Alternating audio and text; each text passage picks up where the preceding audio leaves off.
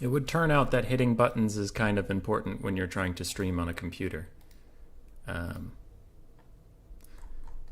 It would turn out that that would be a good thing to do. How is everybody doing today? I hope well. Sound check quick. It would turn out. Boom. Good.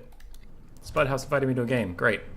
So what we're doing today is, if you remember the Skaven Civil War from yesterday, this is the High Elf version because I went to work today. I got there, looked around, and said, I have nothing to do, and came home.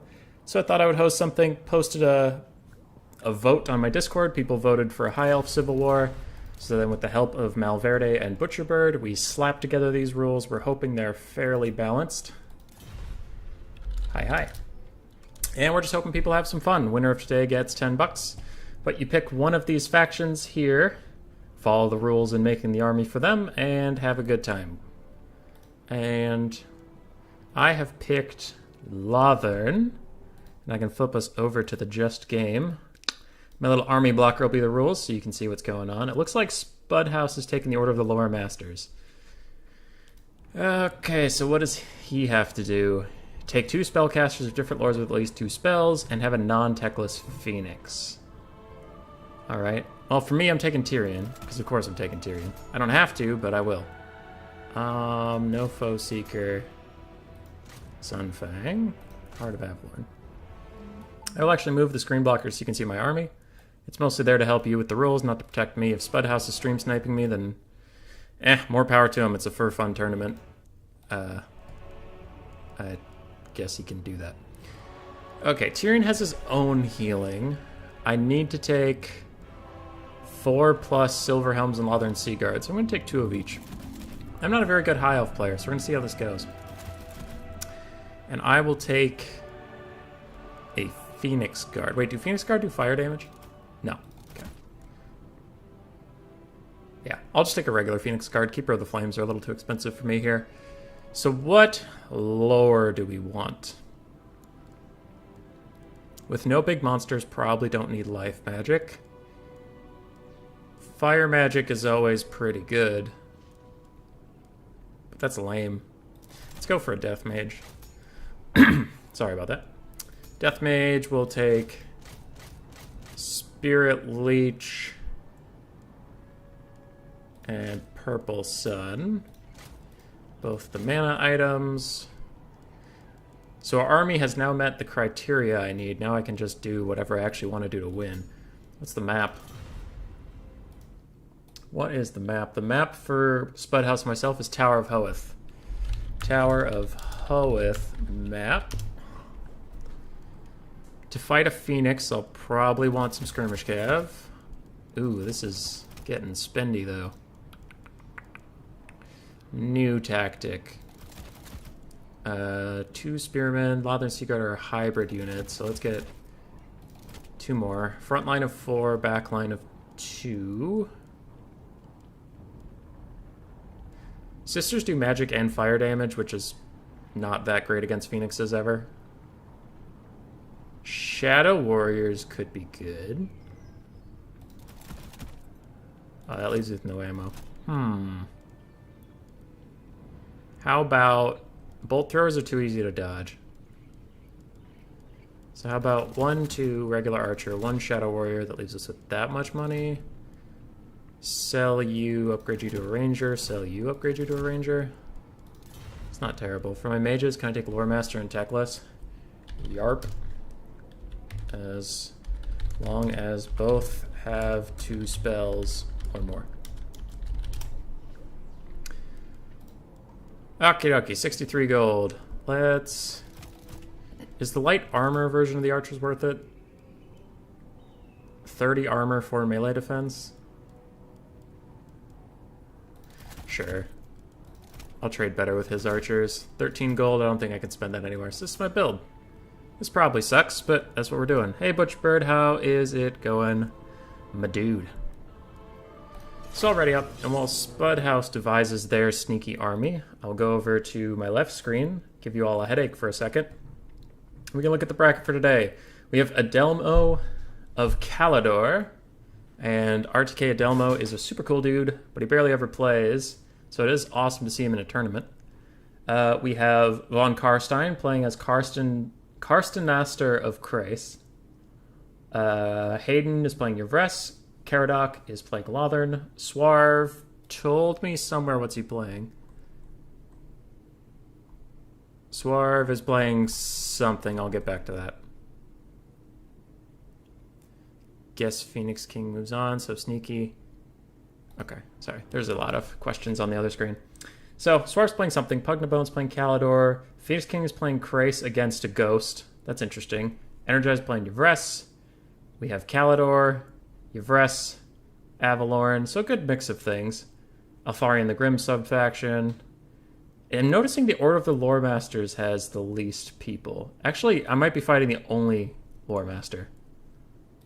And I'm curious what that little bug is down there. Who's the Phoenix King fighting? That's weird. That's a weird little bug right there. Can you see two of the same campaign exclusive dragons? Sure.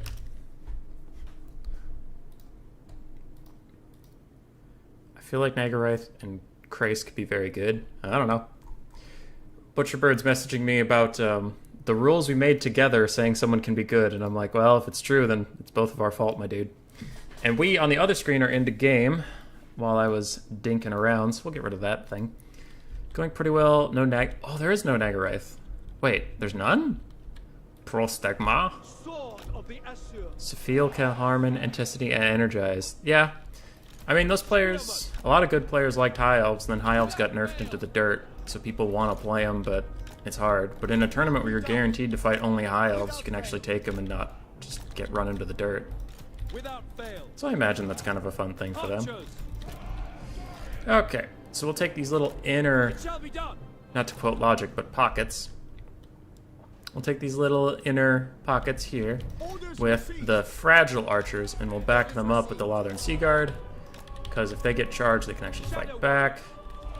We'll put Shadow Warriors a little vanguarded to go poke around, but I'll turn Skirmish off because I don't want them running somewhere stupid. I'll just have to micro them. Oh... I don't really want to play with the trees, so I'm going to move over. Screw you, trees. Silverhelm's on the flanks. Tyrion mounting the charge. Behind him is a Death Wizard. Not bad. Not bad. Okay. Control groups. You. Front line. Did anybody watch that, how it feels when you play High Elves, and it's like a bunch of memes. Oh, I forget who it's by, but every time he says "make Ulthuan proud," it has me rolling. That shit is so funny. Okay, so Spudhouse only has 620 units. I don't know how much trouble I'm going to get into here, but we'll see. Advance, pop out these. And we have a Flamespire Phoenix, a Great Eagle, Swordmaster, well, Lore Master of Hoeth. And Teclis is in the dirt. Is he even on a horse? Yeah, he's on a horse. Okay. Alright, alright. Pretty decent skirmish corps here, but I have a lot of standing archers, and as a rule, standing archers usually beat skirmish cav. If they didn't, this game would suck real bad. We'll have the spearmen move up a little bit because they have shields, take some pressure off the rangers a little bit. And other than that, we're fine taking these trades. We're fine taking these trades for now. Oh shit, did they have a bolt thrower? No. Okay, that was just magic. That's fine. If they had a bolt thrower, I would have to advance much more aggressively. Okay. Spearmen advance a little bit more. Phoenix Guard run up there. Trying to kind of keep this formation together while also harassing these annoying skirmish cav. Silverhelms come up with me. How are we doing over here with that Spirit Leech? Okay, we drove him back. It's not bad. Ah, it would appear the Phoenixes have arrived. Okay, Phoenix Guard and Tyrion kind of need to shadow them. Looks like we're going to have a problem here. Come this way. And that's not terrible. That's not terrible. Try to shoot it. Shoot on its way out. They're advancing. That's not terrible. Silverhelm's largely survived that attack. Where did my Deathcaster go? She in trouble? No, she's good. Archers turn and fire. Screw the eagles, they're too dodgy. Spirit Leech that one. Good job. And we come back. Silverhelms, you just take that poke. You're largely okay. Try to sneak some shots on Teclis. He's on a horse, so he's actually decently hittable by archers. You get into battle. What's the cast on Sunfang? As you say. No, fuck, I canceled Sunfang. I forgot that that happens. Ooh, yes, Phoenix Guard. Fight that Lore Master. Do it. This is largely going okay. Silverhelms chill. Rangers take the front. I lost one unit of archers, but shit happens. Alright, Tyrion is slamming the front line. If we can push him through, I need to route that, but push him through and get on top of Teclis, that'll be sweet. There's a net that's not supposed to be there, but whatever. I'll allow it. Swordmaster's about to get Purple Sun, so take that. Silverhelms are still getting shot. It's not ideal. Pull him back a little bit. Alright, Tyrion kill the Lore Master. Spearmen flank the Swordmasters and break them. Rangers, I don't know. You run for your life. Silverhelms actually bail her out. Oh god, she took a lot of damage. Spirit Leech something on the way out the door. Tyrion, get him! Wait, did you get him? No, you kind of got him. Phoenix Guard, pull back here. You guys all shoot this. You run up here, trap him inside. Get him! Get him! Okay, what else is going on around here? Skirmish Cav picked off some archers. Otherwise, Rangers are winning the frontline fight. It's a pretty even fight so far. Skirmish Cav got on top of those. Are these archers? Yeah. Okay, Loth and Seaguard going to melee right here. Archers try to pull up this way. Tyrion is whooping on that Lore Master. Good for you, buddy. Scrap, scrap. Run in the back. Sunfang lusts for battle, but we should probably get out of here, Tyrion. Come on. Come on. Yeah. Alright, we got a good surround going here. This lady's back. You're not going to get back in the fight, so just Spirit Leech Teclis. Hey, I didn't even overcast. Ooh, nice job for him to pin me in here with his Illyrian Reavers. That's pretty cool.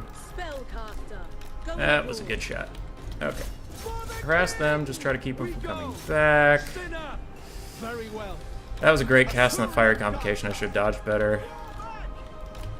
Okay. Get rid of all that, get rid of all that. We're still in a decent position, though. We're doing okay. Right. Charge them, just try to break them off. Pull up through here, turn that off. Heir of an Aryan. I need to go Spirit Leech that guy before I die. How's Tyrion doing? He's doing fine. We should unclusterify because we're about to get bombed.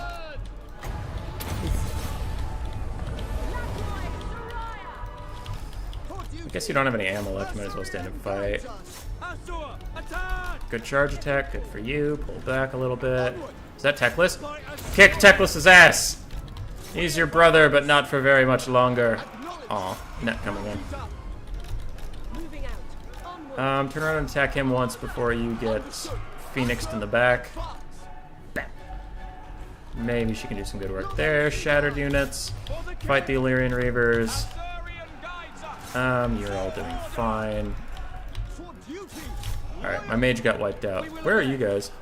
Hi, you're chilling. Good job, Shadow Warriors. Okay, let's group up a little bit. Ooh, that's a baddie. That's an eagle. Tyrion, can you get that? Everybody else group up. We'll be okay. Oh, can I get a charge attack right here? Let's go! Boop, right in the face. Alright, and then get on top of those skirmish cav. Good for you, Tyrion. Everybody else group up with the archers that still have ammo. We'll call it a win.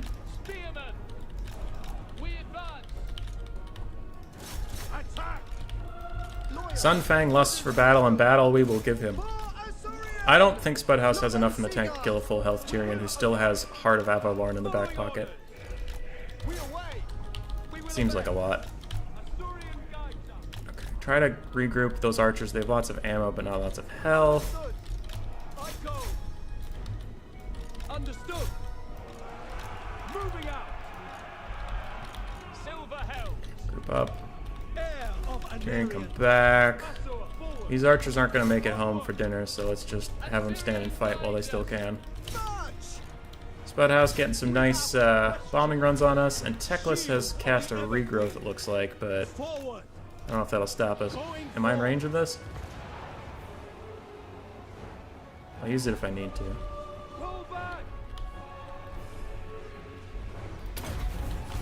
Alright, just make sure nothing breaks for the moment.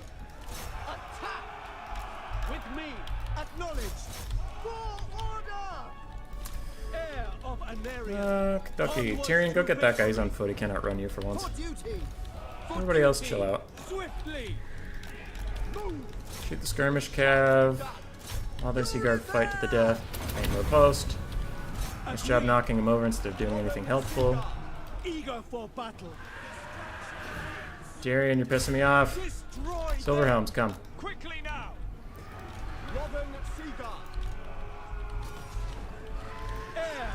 I'm not going to command Tyrion to attack in here too much because I don't want to cancel any attacks. Anything he attacks is a good attack. I just don't want him to be like, I'm going to swing. Oh, I'm going to attack the other guy. I'm going to swing. Oh, I'm going to attack the other guy. Sunfang, kill all of them. Immediately. The Reaper. Whee! Tyrion! Heir of Anarion! 3,800 value! Let's go, Tyrion! Alright. That's hype. It makes me happy. Spudhouse Teclis got 1,000 value. His Swordmaster got 600-ish. His Eagles didn't quite pay for themselves. I think the Phoenix did. His Skirmish Cav were pretty good. Swordmaster's got Purple Sun, but still somehow managed to fight back pretty well. Phoenix Guard, Rangers. My front line did okay. Oh, the Lothern Sea Guard carried, though.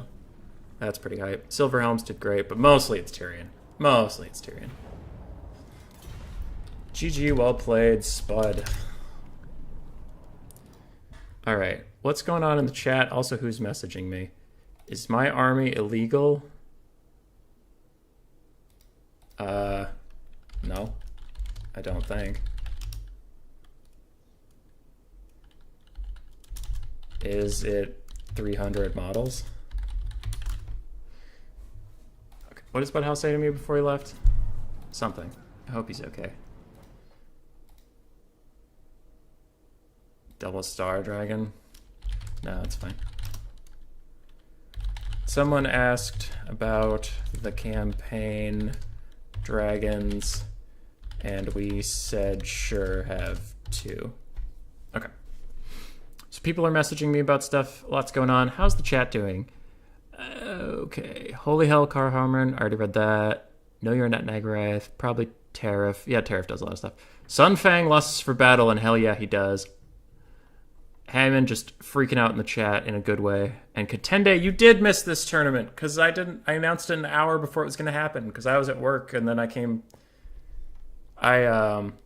home very, very early from work because I got there, looked around, and I'm like, I have nothing to do. Guess I'll go home. And when I got home, I was feeling useless. I'm like, you know what doesn't make me feel useless? Hosting a random tournament. So we had the Discord vote for it, and we got a High Elf Civil War. So now I just need to see if no, and the campaign exclusive name for Calidar said I would bring any of them anyway. Oops. Butcher, I have counteracted you in the Discord. I said the exact opposite. Double star. Okay, so for you and for the thing, I'm going to say this out loud. The reason Double Star Dragon I think is fine is because we did say no nets. Now, did Spudhouse net me? Yes, but I didn't care that much. But if somebody really cared, there are no nets. So Star Dragons are a lot less useful if you can't net something down and shit to death. Also, your opponent Your opponent knows you're bringing 2 dragons if you're bringing Kalidor, so they know to prepare for dragons. So I think with all of that, double star dragon should be okay. Star is fine since no nets and opponent knows 2 dragons are coming in hot. Aha, hot, because of dragon breath. All right, cheers, mate. Thanks for hosting. Anytime. And now I can focus back on chat. U2 is a fun game. See you, Spudhouse. Human Boy, in all caps. Hi, Reptilicus. Reptilicus. Wait, no Nagarath. What do you do as a job then? I work at the Mayo Clinic. I am a development tech, so if they need a new test made, I'm one of the people who makes it. But I'm currently waiting on some reagents to come in standards, so I don't have very much to do until that arrives. And they were supposed to be here today. They weren't here today, so I went in and I just kind of twiddled my thumbs and went, guess I'll go home. And that's where we're at. All right, people are messaging me, and the named thing doesn't matter. Nah, too complicated to enforce.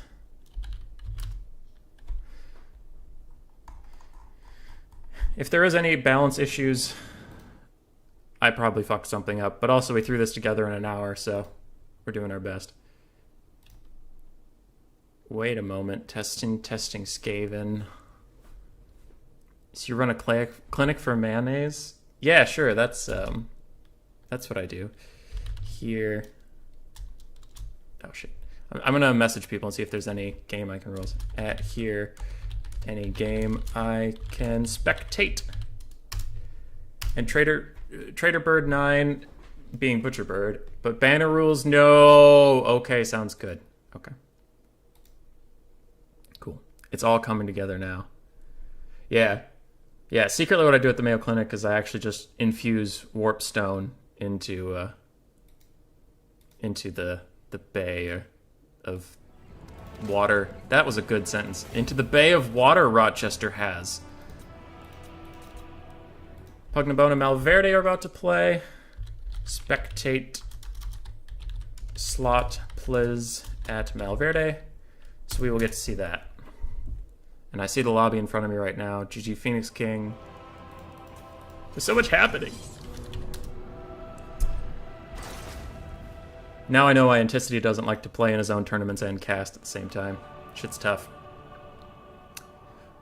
Okay, it's all coming together now. What are the limitations on Yvrest for this one? Well, I have a screen blocker that'll explain everything, good friend.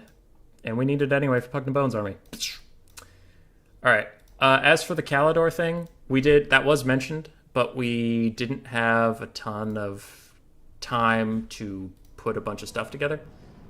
And with the double dragon limitation already on Kalidor, we didn't want to do more limitations on them, because it's like, okay, you have to bring 2 dragons, and you have to bring dragon princes, and then you're out of money, and your opponent knows exactly what you're bringing, and now you die. So we just... ideally, we would have dragon princes somewhere in this list, but that would take days of balancing and all this shit, and Butcherbird, Malverde, and I threw this together with duct tape and spit, so we're doing our best. Rochester, you expect me to believe there's a whole sediment of humans under the snow in New York?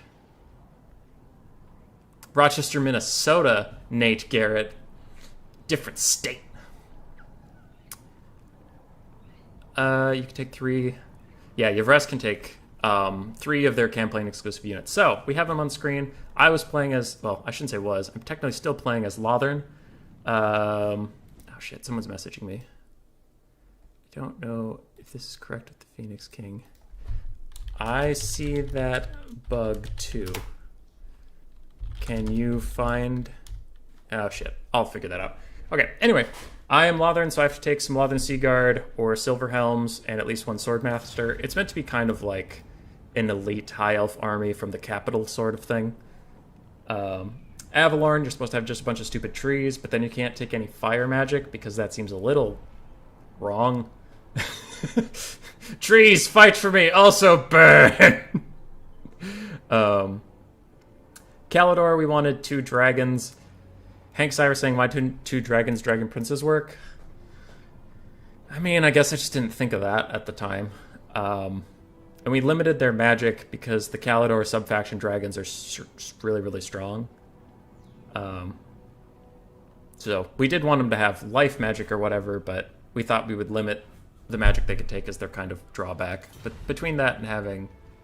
Said you can't bring a star dragon together with another dragon. It means a special star dragon in practice is not allowed.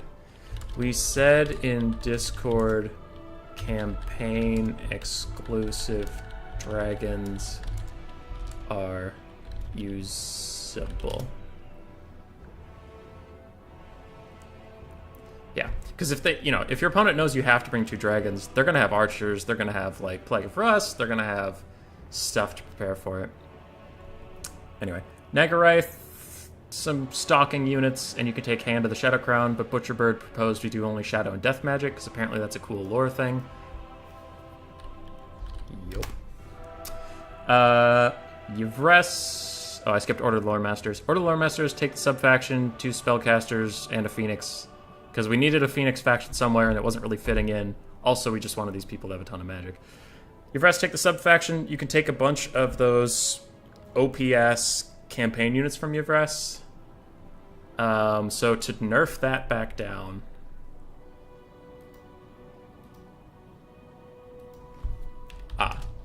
Anyway, to nerf that back down, you have to take Eltharion the Grip. That's it. You have to take the suboptimal lord, otherwise your faction's just better than everybody else. And then Krace with its custom super cool flag, you have to take Alistair the White Lion, and then a bunch of lion units. Alright. Lizard Civil War when? When it was on the vote for the Discord today, it just didn't get enough votes. So it's whenever people vote for that shit. Okay. So, I'm getting asked questions. Phoenix King, can you advance him? Find your opponent. There are no nets on Archmage. Archmage on Eagle.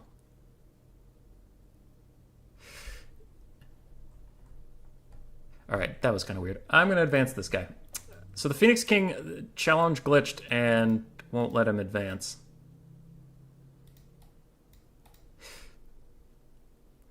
Uh-huh. Okay, so challenge is really broken and I can't even advance this guy. At the Phoenix King, you fought Robane.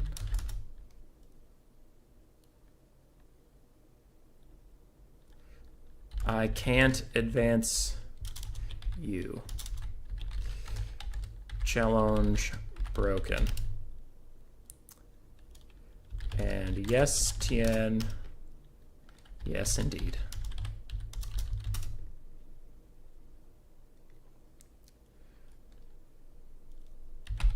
So I believe Anticity is fighting the Phoenix King, even though Challenge is a little broken. Because if we go back to the left screen, so you can all see what I'm mumbling about over here. You can see the Phoenix King started out in the first round with no challenger for some reason. And then I think he already fought Robane. They're messaging me about that. So the Phoenix King never was supposed to be on the far left. He beat Robane, but I can't advance him up. If I click here, it just does that and goes away. So I think he's supposed to be fighting Anticity now. We'll see. But then I also probably won't be able to advance Anticity, so the bottom of this bracket is just going to have to be manually, like, eye test it. Okay. So now you get to see an infinite screen for a bit, and we're back to just the game. Lobby is up. Bob's messaging me. He's messaging me about the Lizardman one. I will get back to that. So, chat, a lot's been going on. How are you doing?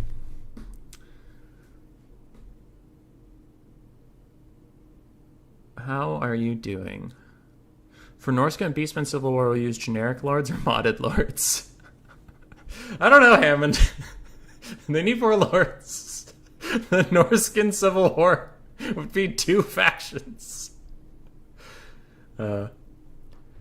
Jeremy, if you actually do want to vote, like, my channel is largely community-based. Whenever I host a tournament, in my Discord I post a poll, and I give like 5 or 6 options. I'm like, hey, for the next tournament, what do you want from these? And people vote on them.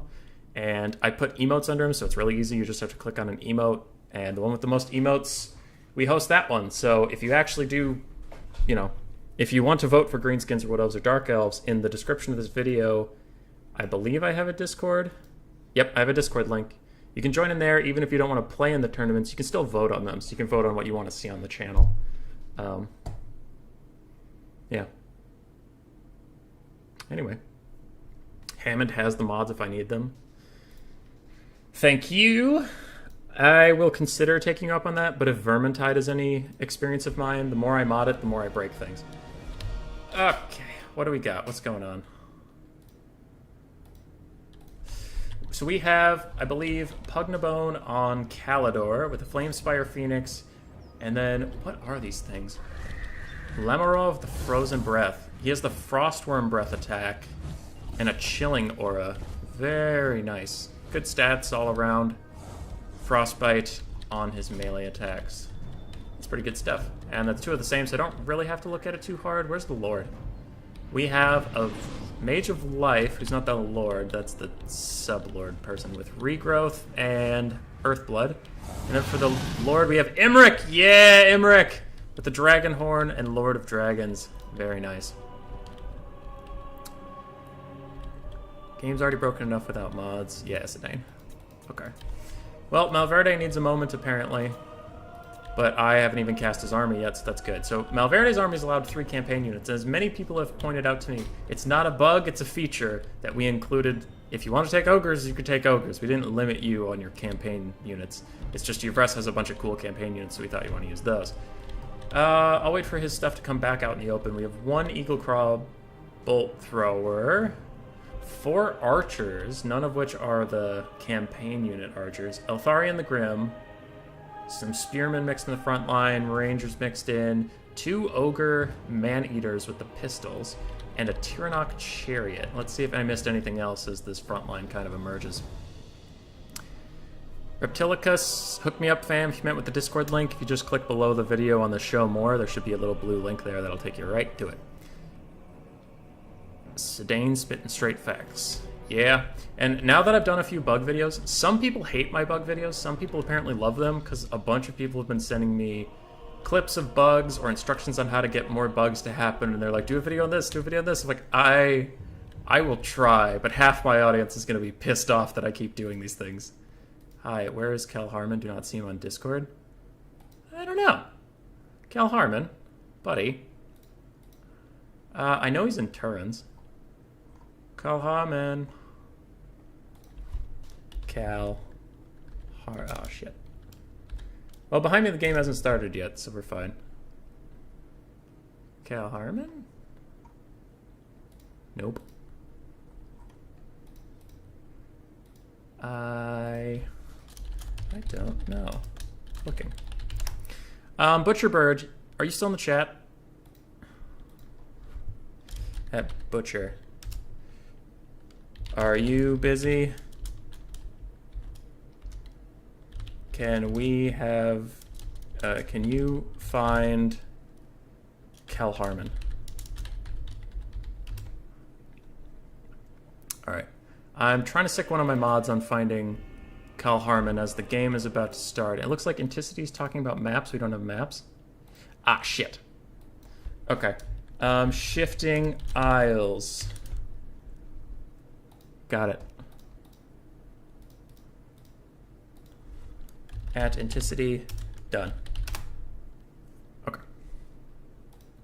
Sorry. The tournament, I had all the maps set up, but then it shifted one more bracket to the side, so then the semifinals was actually the quarterfinals, and I didn't have maps set up. Good old bald hair man. Next promotion on the clinic, Human Boy Doctor of Bugology. Perfect. Okay, we got all that done, and the game's about to start. I hope Butcherbird can find Cal Harmon for Caradoc. Hopefully. Okie dokie, starting off. So, Malverde does have the bolt throwers that I could have taken. The problem is that most players with good micro will dodge pretty much every shot. Oh, he aims for the Mage of Life on foot. Interesting. I mean, that target wouldn't have known to dodge because he'd assume that you shoot the giant dragons in the sky. So I guess that's a pretty good pick. Imric's going to dodge a little bit. In the front line of Pugnabone, I didn't mention it, but it's 5 white lines of Krace, so it can just chop straight through whatever high elves are in their way. Good stuff, good stuff. What did Eltharion bring? He brought Tempest and Apotheosis simple spell kit. So the dragons are going to hang back a little bit, wait for the high elf front line to get engaged. I worry that Pugnabone's army is a little too elite. I wonder if it'll have a hard time hanging in there, because all these, you know, crappy shit tier archers are going to get great value because there's nothing bad for them to shoot out there. Okay. It's okay. So, I will have to find Kel Harmon in just a second, but for now we are in this game. Silver and Guard on the front line are going to hold better than the Spearmen. The Spearmen are probably going to get work done pretty hard. Ooh, especially with Flamespire Phoenix and a sideways breath attack coming down, destroying those Silver and Guard. Oh, that's right, the Frost Dragon breath attack doesn't do magic damage, so they have no resistances to it. And that was a really nice play by Pugnabone. And it looks like the left flank for the High Elves have already advanced forward. Now Tempest is coming in on top of the Flamespire Phoenix, and it looks like it's getting point-blank shot by Pistols and Eagle Claws, maybe? Maybe. And these Lions of Trace are right on top of Archers already, which is great for them. And it looks like Imric and this Flamespire Phoenix are both diving straight onto Altharian the Grim. With the regrowth coming in, I don't think it's overcast, and he is getting blasted on the ground, so that Phoenix is going to run away. But where's the second dragon? Second dragon's over here. If it gets a nice breath attack right here, and it's going to hit both those units, it looks like. Yes, it is. Excellent angle, too. Far enough away that it gets a good spread across the unit, because if you're right over him, it's only going to hit like the spot you're directly over. So that was great play there from Pugnabone. And Altharian the Grim is in major trouble getting attacked by the Lamaro of Frozen Breath. Kicking tons of ass, and Altharian's already shattered. The back line is collapsing. Is there a way back in it for the red team? Ogre Man-Eaters, you know, they can do some good damage if they surround a dragon, but it looks like two dragons surrounding them is the exact opposite of the situation they wanted. White Lions are getting a little beat up, but so are the red units. Ooh, and the Phoenix looks like it got a regrowth and came back. A regrowth or its natural, you know, Phoenix passive rebirth. So that is going quite well over there. Sorry, that Cal Harmon thing is lurking in the back of my head, and I'm just trying to think of how to reach him if he's not in my Discord. Man-Eaters with Ogre Pistol over here are almost dead, but the Man-Eaters with pistols over here are actually doing great. They are wrecking that Phoenix, and one of the dragons is flying away. Now, they do have a Life Mage somewhere on the field. No, they don't. Okay, they got no one on the field, so that's the health the dragon gets for the rest of the game here. It's blowing the boo-boo sail. It sounds so stupid. Okay, sorry. He blew his little horn, and I'm sure all the High Elves are feeling great about it. And they now cause fear, which lowers the leadership of everything around them. And that breath attack on the Ogres, oh, it does good work. They only have 10 models for it to hit, so it's not as good of work as it would do against normal units. And Malverde really fighting back after a tough start there. But Pugnabone's been super on top of the breath attacks, and has just been doing overall pretty great. Claw throwers are now getting jumped on by both Imric and the dragons, and I think that will be GG pretty soon. Good fight by Malverde, though. Really coming back after a tough start. Hey, thanks, Anticity. That is great. I looked on Turn's Discord, but I tried searching his name and I couldn't find him for some reason, and I had other things to be focusing on. Archers are firing in on these guys, but again, I think it's only a matter of time for army losses kicks in. You can see that bar is getting about to the point of no return. Unless there's some crazy RNG on these spearmen, but there's still one healthy unit of White Lions. Ooh, and one very healthy unit of White Lions over here. Tyrannok Chariots are doing quite well, but they're not the White Lion... Well, they're not the Lion Chariots. The Lion Chariots can actually do pretty well against SEMs. And the Life Mage comes back. Since the Chariots were needed elsewhere, she comes back, and with one healing spell, army losses starts to kick in. Very well played by both players. It's fun to see Imric blow his little flute. What a cutie. One of the dragons getting 2,500 value, the other getting 1,300. Didn't technically pay for themselves. I think the White Lion push did really well. And as we talked about before on the channel, sometimes it's like you're not going to see the whole army's value over here because these archers ran out. You didn't kill the archers' ammunition, you killed the archers. The game's not going to register that. But very good stuff from both players. Malverde sticking with the theme of his faction. It's pretty funny. GG, well played.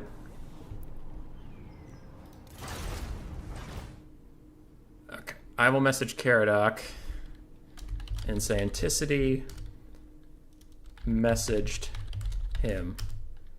Hopefully he finds you. Otherwise, you will advance. Alright, good, good. It looks like Cal Harmon and Caradoc found each other. I'll send a big ol' smiley face. Ooh, and I get to fight Pug Nabone now. Oh. Oh, I'm fighting the winner of that match. Well, shit. Alright, Pug. Alright, dude. You wanna go? You wanna fight? I'm gonna go kick this guy's ass. I'm just kidding. Don't hurt me. At Pug, we are up, you host. And then I can change the bracket on the left side while we wait for Pug Nabone so that the semifinals doesn't say finals anymore. Semi, truck, go, burr, burr. And then we'll do finals. And the finals, I'll see if the players want to do a best of 3. We'll put it in there just in case. But we'll see. If they don't want to, if they just want to do a best of 1 and go home, that is also fine. The High Elf Wa is strong. Cal said he's contacting Caradoc. Yeah, they found each other, which is good. Alright, Pug.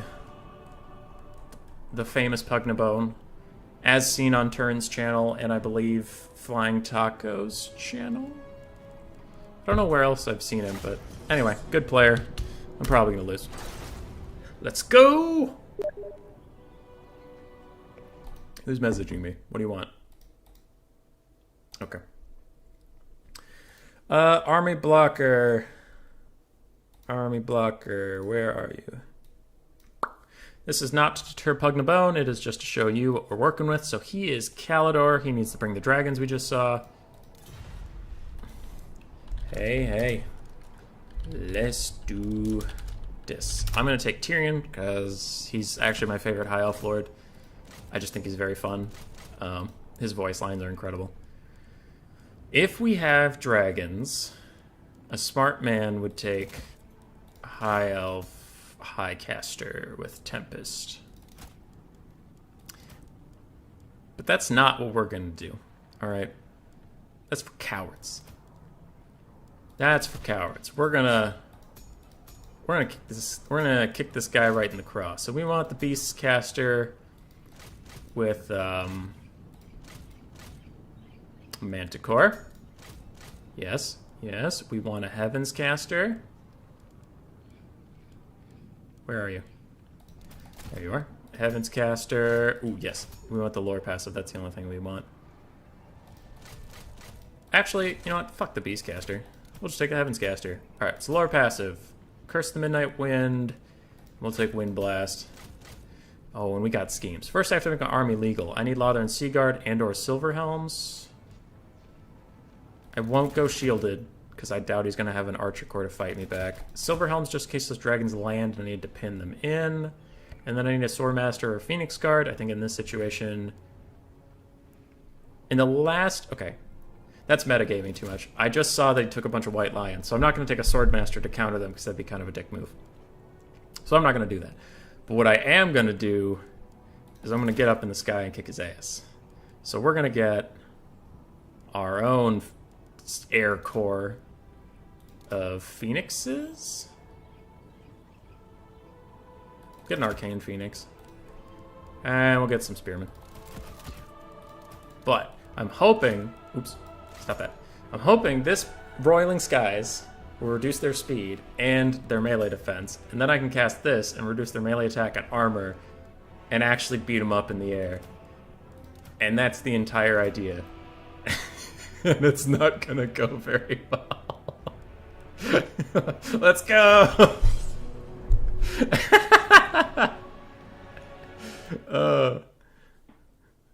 This is a terrible idea.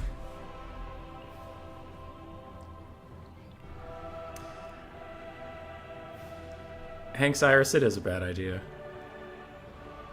But it's my right to do it. Well, the Frost Tower Phoenix, the reason it sucks so bad is... Yeah.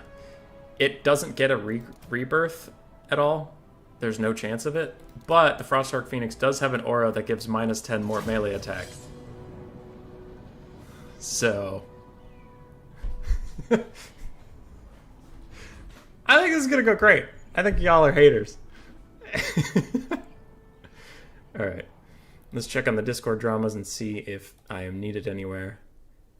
If there are any Tor of Estland left, I want to see the Knights of Tor Gaval. Ask Anticity. Okay. Doesn't look like anybody needs me. Which is the perfect amount of me to be needed. None. None indeed.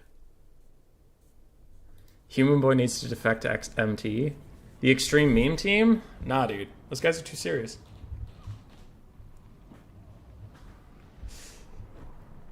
Frosty for Dragons, which one? It cost 300 plus gold and had less than the Flame Spire. What do you mean had less? Oh, less melee attack? Yeah. Higher melee defense, though.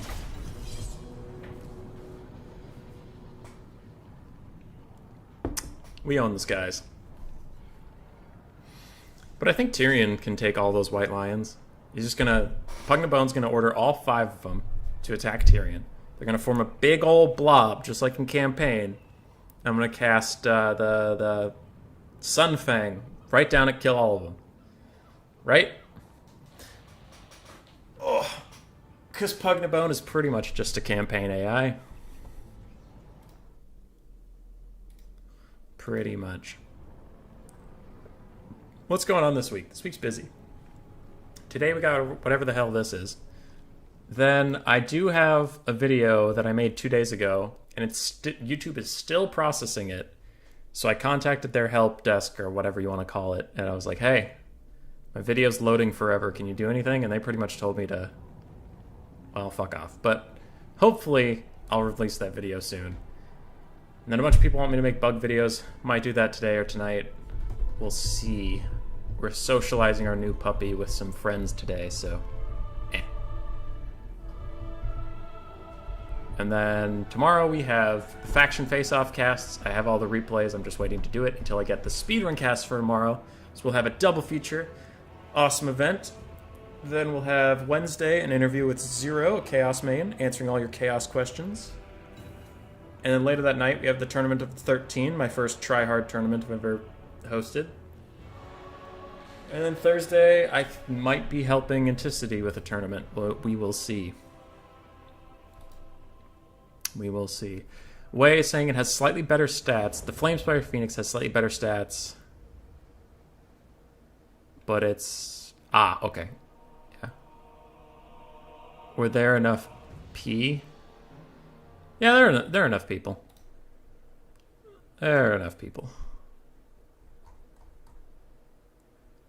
Some people don't... some of you guys are super vocal about your speedruns. Others just send me them behind the scenes. And even if there's not, I'll cast the ones that exist. I will cast the ones that exist. But that is one I like. That's an event I like to do with another thing to cast at the same time. Because the speedruns on my channel aren't as popular. The people who love the speedruns really love the speedruns. But not a ton of people do. So I'll probably do the Faction Face-Off cast, and then at the very end of that be like, alright, we're going to the speedrun territory. If you don't want to watch that, exit now. And just be super clear about when we're transitioning. And people can watch what they want to watch and leave when they want to leave. That's totally fine. Okay, Arcane Phoenix does have that swirly do, so that'll be pretty fun. And he has barely any units. So I like our chances. I think we're going to do great. Other than Seaguard, Infantry, you, and then you two. Oh, I can't loop you together because of your Vortex thing. Ready, good luck, have fun. Real Human Being saying sup lads. That's not me for the last frickin' time. I'm not Real Human Being. See, I'm up here saying words, and he's over there typing. I couldn't possibly do both those things at the same time. Goddamn conspiracy theories. Flamespire Phoenix Frozen Breath Boy, 5 White Lions, Imric, and Lifecaster. Alright, so it's the exact same army, pretty much. How hard is it to manage an alt while playing? I hate you people. I won't type out the whole sentence. Okay. Shield of the Ever Queen. Were there enough? Striking Ah. tireless. Got With it. me. Forward. Got it. You guys are gonna get me demonetized, I'm pretty sure. Actually, we don't have to engage. Let's pull back. Let's pull back. We have the arrows, he doesn't. Following orders. Orders understood. Okay. Yeah, we'll chill out. You two engage on that. Arrows support the sky battle. Silver helms run around. We away. Oh no, my spearmen. Whatever will I do? Pew pew. Pew pew. Phoenix Guard fall back here. Tyrion push up. Sunfang, get your hunger out. Ah shit, I canceled it again. I keep doing that. Alright, where are my silver helms? Don't get great axed. That'd be bad. Don't get great axed. Onward for duty. Good job, Tyrion. Good job, you two. Get on top of him instead. Tyrion's having a day. As you say. I go then. Winds of magic rise. Alright, Tyrion's terrified. By your I actually didn't know command. Tyrion could get terrified. I thought he was ITP. For duty. Interesting. Asa advance. The sky battle looks like it's going okay. Wielder of the winds, making my way. Tyrion's not coming back. Seagull. Oh, as soon as he stopped terrifying, he routed. Spearmen. That's pretty funny. Onward. Move. Following Let's as come you are. here. You get a rear charge on these guys. Forward. Otherwise, y'all chilling. Asa forward. Hey, Tyrion popped Heart of Averlord and Imric let him go. That's pretty hype. That's pretty hype. Okay, we need to cast some sort of spell just to get the lore passive going. There we go. Up you are. And I will save my Wind Blast to reproc that We go. ability. We're doing okay in the skies. We're doing okay. Onward. Swiftly. For order. Okay. Asa advance. So now we need a fat Wind Blast right up the thing there. Hear me. Fucking the lore passive again. Frostheart Phoenix, you can keep fighting. Flame Boy, I want you over here to cast your little Cyclone. For our Cyclone of Doom. Silverhelms pull out. Frostheart run that way. heir of an And the Heir of Anarian's back! Asa withdraw. Asa mage. You know, if you're a real asser, you wouldn't withdraw. No. Must get over to bad men. Tyrion. Alright, good stuff there. You charge in. We're looking pretty doomed, Sign out. but I think it's mostly Way's The fault. greater good. He convinced us to do this dumbass army. Rakoi Sario. Going abroad. Alright. Charge in. Charge in. Immediately. I go. Thankfully, Tyrion's literally unkillable, so I think we'll be okay. Silver helm. That's a doomed situation. Come back. Glory Come back this way. awaits. Asa attack. Doing my Both of these. Heir of an Oh, crap. Silver Crap, crap, helm. crap, crap, crap. Crap, crap, crap, crap, crap, crap, crap. Anarian. Assist me! Sunfang. Assist me! awaiting orders. Acknowledge. For order. Asur advance. Surround them! Kill them all! Seeking the foe. For the Evergreen. Alright, Tyrion, you can get back in there Very now. well. Draw back. No Yarr. mercy. This is looking like the end of us, lads. Of Alaria. For order. No! Army losses. With me. Oh, we tried.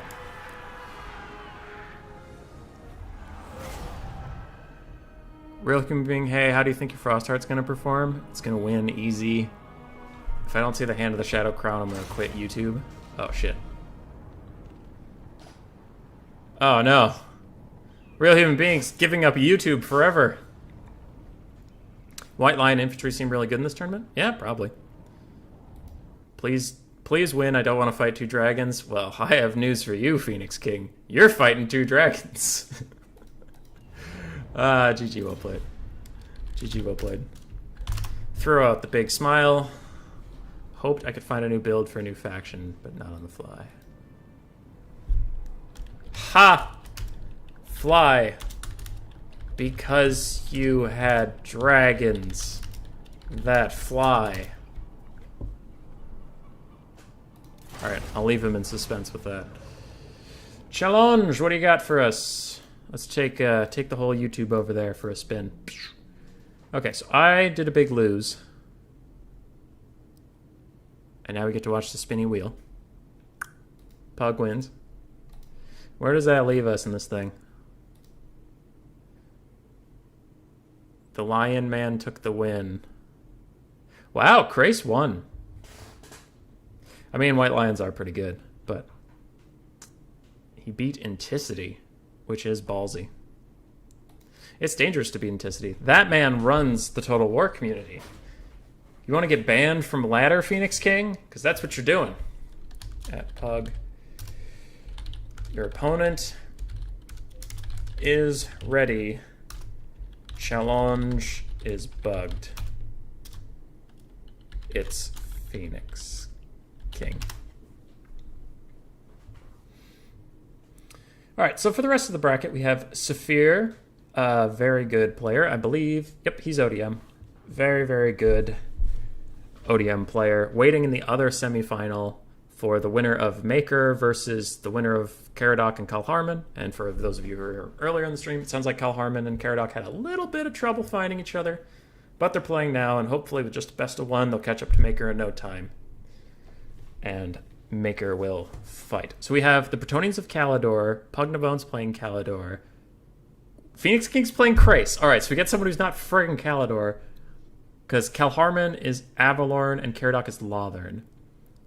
But Maker's RTK, and I gotta root for him, but he's Calidor, and there's so many Calidors. I'll root for Maker anyway, but then there's a silver lining that if my friend loses, we get a diversity of factions. Okay. Time to go back to the game. Sounds like the Phoenix King has a lobby for us, so I will go find that. Phoenix King versus Pug, 1, 2, 3. And we need a map.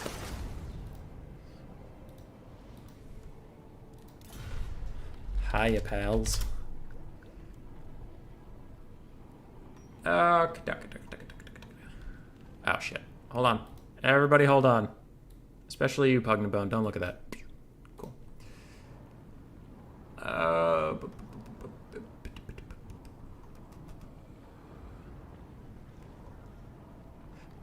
Galbaraz. Wait, no. Sword of Torgold. Sword of Torgold. Sound okay to both?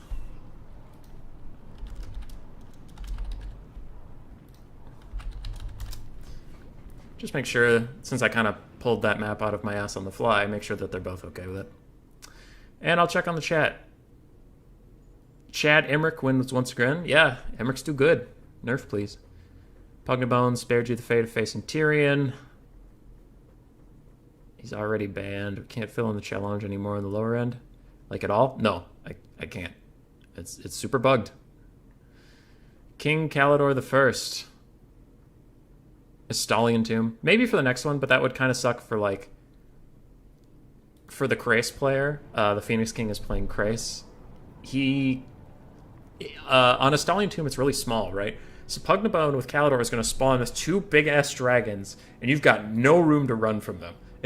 You're just locked in this cage with 2 dragons. So I thought maybe not the best place to shove him. So he needs a little room to maneuver. Bone Zone's good. Bone Zone's good, but it's not really in the theme of a high elf mirror match. Now I know Sword of Torgold has a Bretonnian background, I think, but I ran out of high elf maps that don't suck. But I'm trying to not, because Pillar of Bone just has a giant green skin idol in the background, and that's not very high elf. That's not high elf at all. I got a Discord message. I think. Best of 3. Ha! Malverde. If you're in the chat, but you're definitely in my Discord, I already did. I'm a step ahead of you. I'm supreme. Okay. No. If both players agree, we could do a best of 3 final. Because people asked for that with the Skaven one. I thought that'd be fun. People asked with the Skaven 1, 2. So in that case, we'll get there when we get there, but it'll essentially be like, I pick Averlorn and ban Lothern, etc. That's if the players want to do it. If they don't, then that's fine. Summer Song's a good map. Summer Song's a good map.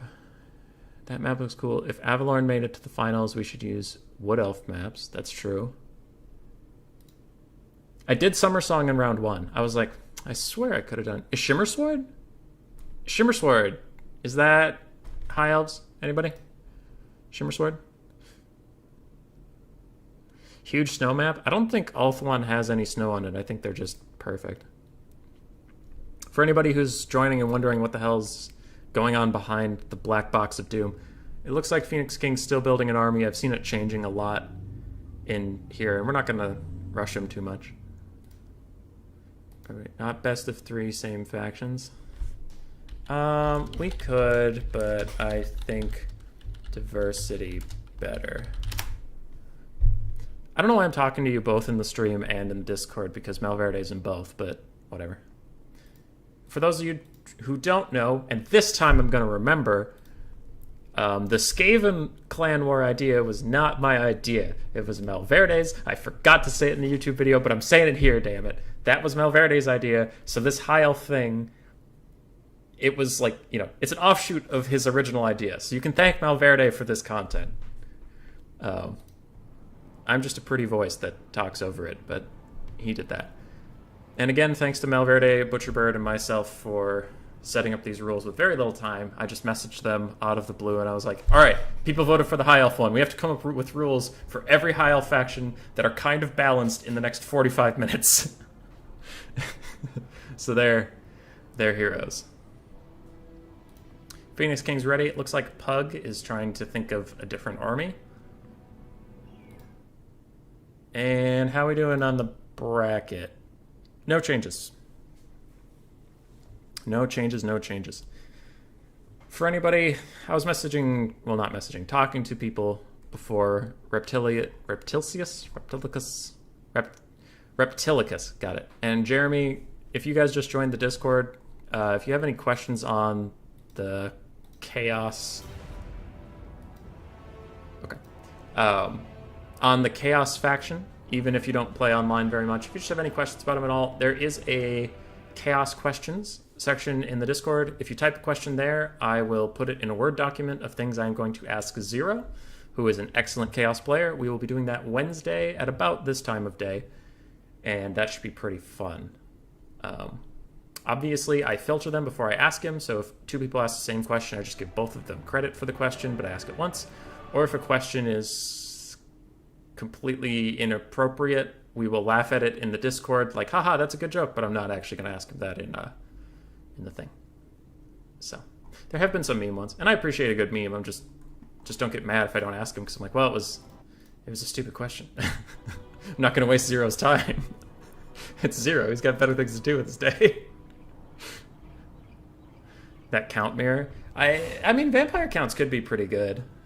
If you allowed campaign units, then the von Karsteins could have their Sylvanian handgunners and crossbowmen. The Strigoi could have like Crypt Ghoul limits put on them so that they have to take them and shit like that. I don't know. Could be fun. Counts are a little tricky. We could have that one be like Vampire Coast and Vampire Counts, so you could pick either because they're all vampires, but whatever. It's whatever people vote for, man. If enough people pop up that want to do the vampire count mirrors and they vote for it, we'll do it. So what do we have here? Who's this again? This is Krace. Got it. So the Phoenix King is on Krace. He needs Alistair the White Lion, which he does have. And he needs at least 4 units with Lion in the title. It looks like he took 5 White Lions of Grace, which is perfectly fine, 2 Sisters of Avalorn, and 2 Dragon Princes, with an Archmage of High Magic in the sky. That seems risky. I know the advanced mobility is nice, and being in the sky is usually very nice, but when you're in the sky against such superior air power, I think that might be a mistake. But she has Tempest, she has Apotheosis, and that is about it. Okie dokie. For the other side, we have Pug de Bone's famous builds. Pug, if you're out there, I love you, man, but why do you take so long to make this army if it's the same thing?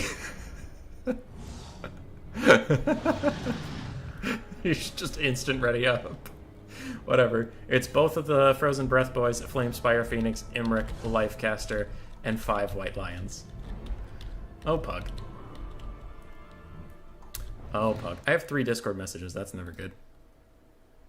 What do specific subfactions like Trichev, Funkarstein, and such? Okay. Malverde's just messaging me about future tournaments, but I will focus on the one at hand. I think Krace is going to pull this out. The Double Sisters will be quite good against the Dragons. They have their own White Lion front line, so the White Lion front line is kind of a wash, right? You can just take them out of the equation. Would I rather have 2 Sisters and 2 Dragon Princes, or 2 weird-ass dragons? I'd probably take 2 Sisters, 2 Dragon Princes. But Pug de Bone is no slouch of a player. He is certainly very good, so anybody could win this game, 100%. Katam, he just likes staring at it, obviously. I mean, it's a gorgeous build. Yeah, he does. Yeah, he does. Flamespire Phoenix already got over the Sisters of Avalorn, but it isn't dropping its payloads just yet. It looks like Pug's micro is focused on getting the right breath attacks set up and dodging certain fire. Now, those Dragon Princes are getting worked on. That was an excellent, excellent breath attack, and the second one's going to come in. Oh, very nice. Again, we talked about it earlier, but if he had cast it on this closer one, it would only hit, like, those units, whereas if you come at it at an angle like that, you can hit the whole unit. That's very nice. Very nice stuff indeed. The White Lion front lines are trading evenly, but it is by no means a Dwarf Warrior versus Dwarf Warrior slugfest forever. This is going quick. Any White Lion that hits another White Lion, dead. And that's pretty nice. But both Sisters of Avalorn are largely healthy and firing, but they're burning through their ammo awfully quickly. These Dragon Princes have to turn around and get a charge on these White Lions right now, or they're... Okay, running away is fine as long as you also pull back the Sisters of Avalorn. If you don't do that, that's going to be a bit of trouble. Alistair the White Lion is getting on top of the Flamespire Phoenix. He is bonus for infantry, so it's not helping him here, but Imric's down to half health. Flamespire Phoenix taking a lot of damage, and oof. This dragon's down to about half health. It does get a regrowth at the last second, but that is still a lot of damage, and the Sisters are firing in on the other one. So far, good damage from the Phoenix King, but I worry he's running out of momentum, especially with these. These Dragon Princes are going too far that way. You know, to be safe from the guys they're running from, they only need to run to, like, there. So now they're charging back in. It looks like they're going to try to free up Alistair, and Alistair is going to run away, but with a double charge on these super wounded White Lions, I think they will run. Sisters are out running lines over here. A nice breath attack comes onto these Sisters, and did it kill very many models? 41, 54. So a lot of the firing power is still online. I'm wondering if we'll see another Tempest soon. It should be off cooldown, and it would be nice and kind of kiting off here. Now, these guys got double landed on. I wouldn't hate if the Dragon Princes came over here and fought. Ooh, they don't even have armor anti-large, though. That kind of sucks. They do get a nice side charge onto the White Lions, trying to peel them off the Sisters over there. Bounce power is largely even. Largely even. And I actually agree with that. I think either player could take it at this point. I do think red player is in an advantage state, but a full health unit of Dragon Princes, if there is one mess up where you land a little too aggressively, they could surround you. You could get pounded with this remaining unit of Sisters of Avalorn, and this full health White Lion unit. If the blue team really groups up, I think they'll be in good shape, because Pugnabone's about down to his 5 single entities, and that's it. That's about it. The Archmage of High is retreating. Now, this Flamespire Phoenix, there's really nothing to stop him from chasing her all around the map, but it looks like they won't. Pug's going to hover him over here, probably looking to do some bombing runs here, but busy trying to micro this dragon around in the slow field to make sure it doesn't die. Dragon Princes and Alistair trying to work on this Mage of Life and Imric, but Alistair's going to pull away, probably to do a charge, or is he pulling back to help with the Phoenix? Hard to tell. Dragon Princes get on top of it, start doing some really good damage, even without anti-large. Actually, they're getting their work in. And that's a pretty good catch. This full health unit of Lions of Trace is running forward. They're going to fight with the other Lions and also bog down the Lord. Sister Avalorn are fighting on top of the Dragon, and this is, you know, this is a pretty good scrap from the Phoenix King. He's down in the balance of power, down in the state of the game, but not giving up. He's getting some really good picks on these large monsters here. And Alistair has just been handled beautifully. That is very nice to see. It looks like a lot of apotheosis have been used on him, because I know his health was less earlier. Sister Avalorn need to pull up. Those Dragon Princes need to keep zoning that Phoenix. They were doing good work. I don't know why they pulled off, but they need to get back on it. Otherwise it's going to harass those archers, and they won't be able to shoot. That unit of White Lions of Trace is soon to be the last main bastion of High Elf strength in either front line. Apotheos is coming onto this Archmage who's trying to run away from the Dragon. She's affected by the Tempest. It looks like it's not listing it, but she is super slow, so she kind of has to be. Oh, actually, it's probably that Frost Aura from these bastards. Dragon Prince is getting on top of Imric and another Dragon, doing good work there, but that Phoenix still running rampant on the Sisters of Avalorn, really stopping them from shooting, and I think that might be the death knell for Phoenix King. If these sisters can't shoot, he doesn't have the stopping power otherwise. Now, some White Lions are coming back in. Alistair's still running around pretty free and clear, but the last Dragon Princes are getting worked down, last Sisters are getting worked down, and I don't think 12 whole Sisters of Avalorn over here are really going to make that much of a difference in the fight. They're firing, but they just don't have the volume of fire to take anything down. What can this High Mage do? She might have another Tempest, but it's not going to do terribly large amounts of damage. It'll do some, but these single entities don't take as much as, like, a group of eagles or something. And Alistair is about to get 3v1'd by giant monsters, and that is not a fight he wants to be in at all. He is going to go down very, very quickly. Sister's still firing in, White Lion's still fighting on the back, but the balance power is creeping ever further out of the hands of the Blue Elves. And I have to agree with that. I do think this one might be over. Very, very well played by the Phoenix King, though. Excellent use of Alistair, which is interesting. You don't get to see him a lot, and, you know, that also means he probably doesn't get to practice with him a lot. He's using a unit he doesn't get to use very frequently quite well. He's kind of just like a buffed up prince, I suppose. These sisters are probably going to break. Dragon Princes are rear charging into these White Lions, trying to get rid of any chaff the red team have. And it looks like the desperate last gamble is coming in. Excuse me. But Imric shatters off those Dragon Princes with the help of his own dragons. He doesn't need princes, he has literal fucking dragons. Alistair is going to be running pretty soon, and that should be the army loss screen coming in. Probably? Probably. There we go. Done and done. Dragons OP.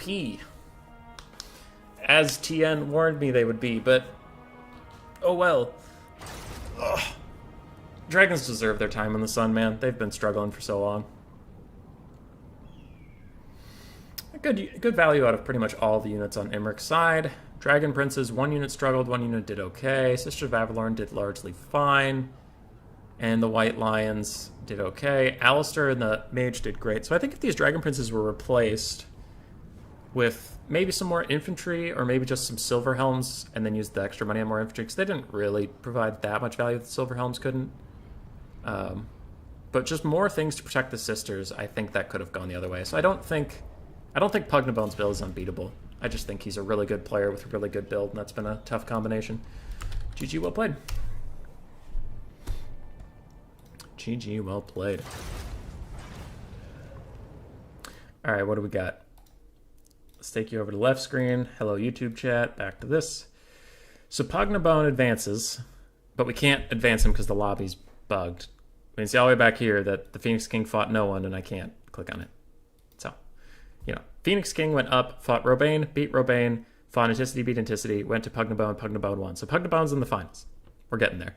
Maker and Caradoc are now fighting, and the winner of them will go face Saphir. I wonder how long ago that started. Find your opponent.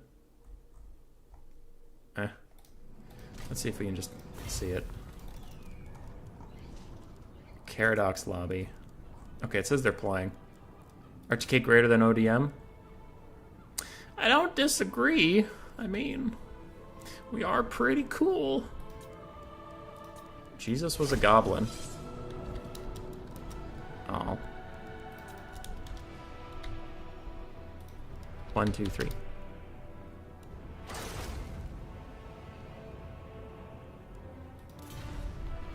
Was he, though? Was he a goblin? I have my doubts.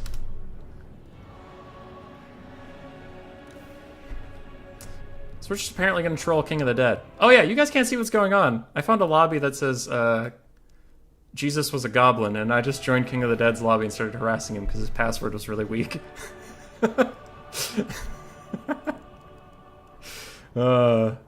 King of the Dead's back. That's pretty funny. I know he had taken a very, very long break from the game. But apparently he's back. Maybe if we do the Tomb King's question everybody wanted so much, maybe King of the Dead can actually answer some of them. Okay, if we take Tyrion on his horse, how much do I need to cut? Cut a Sun Dragon, get a Flame Spire Phoenix, upgrade it once. We're ready.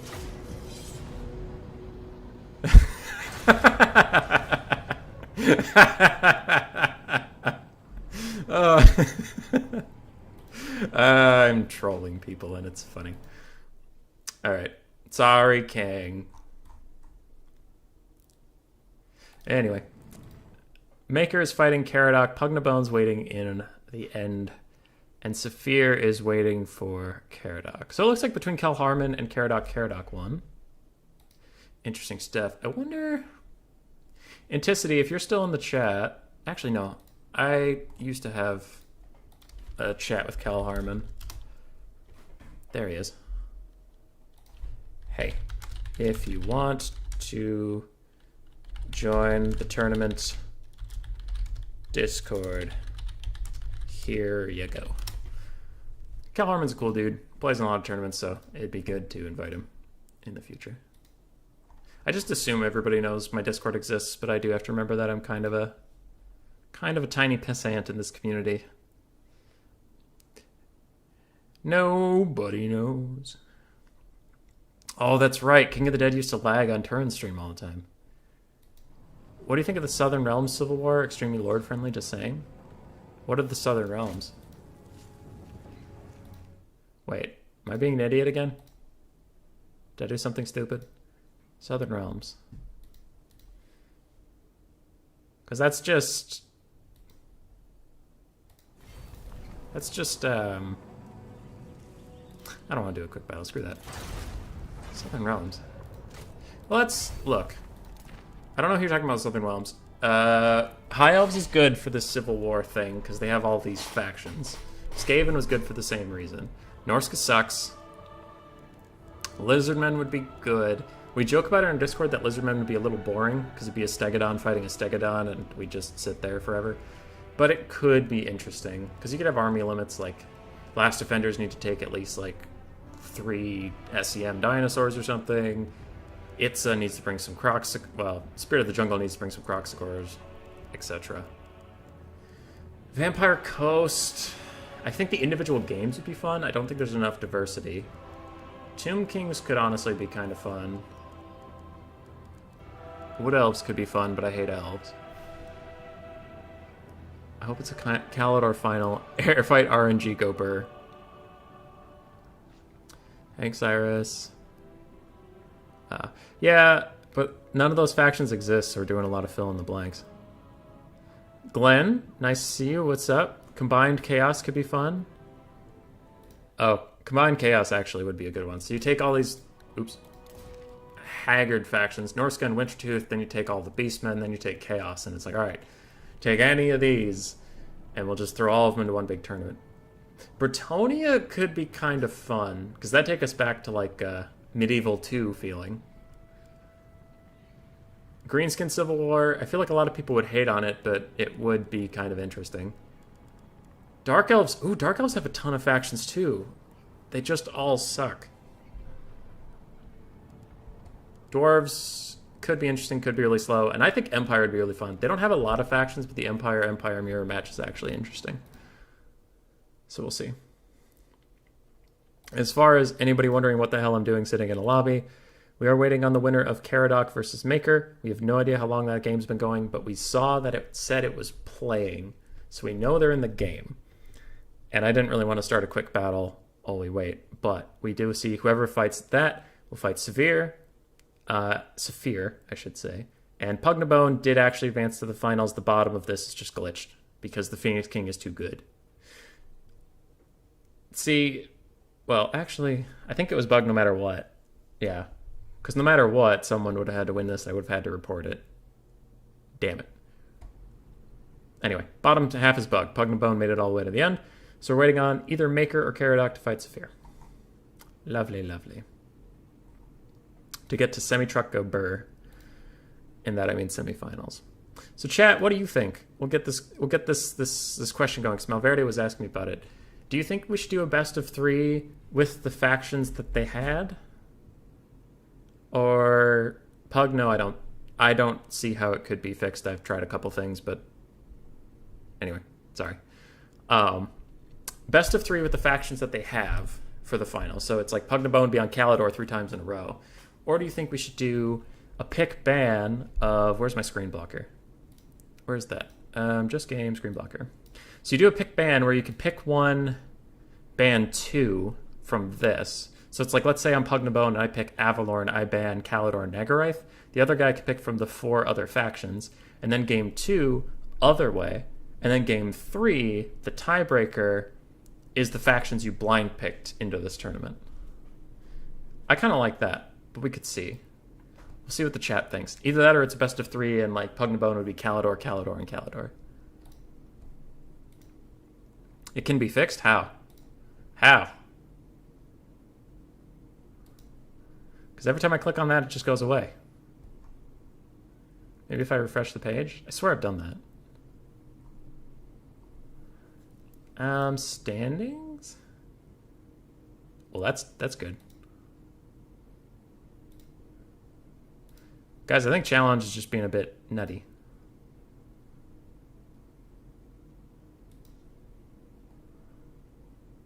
Yeah. Because it doesn't even think the standings page exists, so I think this one's a little bit broken. Report scores? No. It's not going to let me. Start with the factions they had, then Judy blind picks. Best of 3 with a pick ban for factions. Start with the factions they had, then have blind picks. I'm trying to think how that would work. Calidor Mirror is going to be an airfight RNG probably. Hope we don't have to play that one. Make me an admin on challenge. I will fix it. You can do that? How do you do that? I'm just learning this. I'm learning this shit in real time, so I don't know what you're talking about, Malverde. Your settings? Stations? Create a new station. Oh no. Oh no, this is getting complicated. Stop telling me pages aren't here. I know. I'm sorry. Bracket.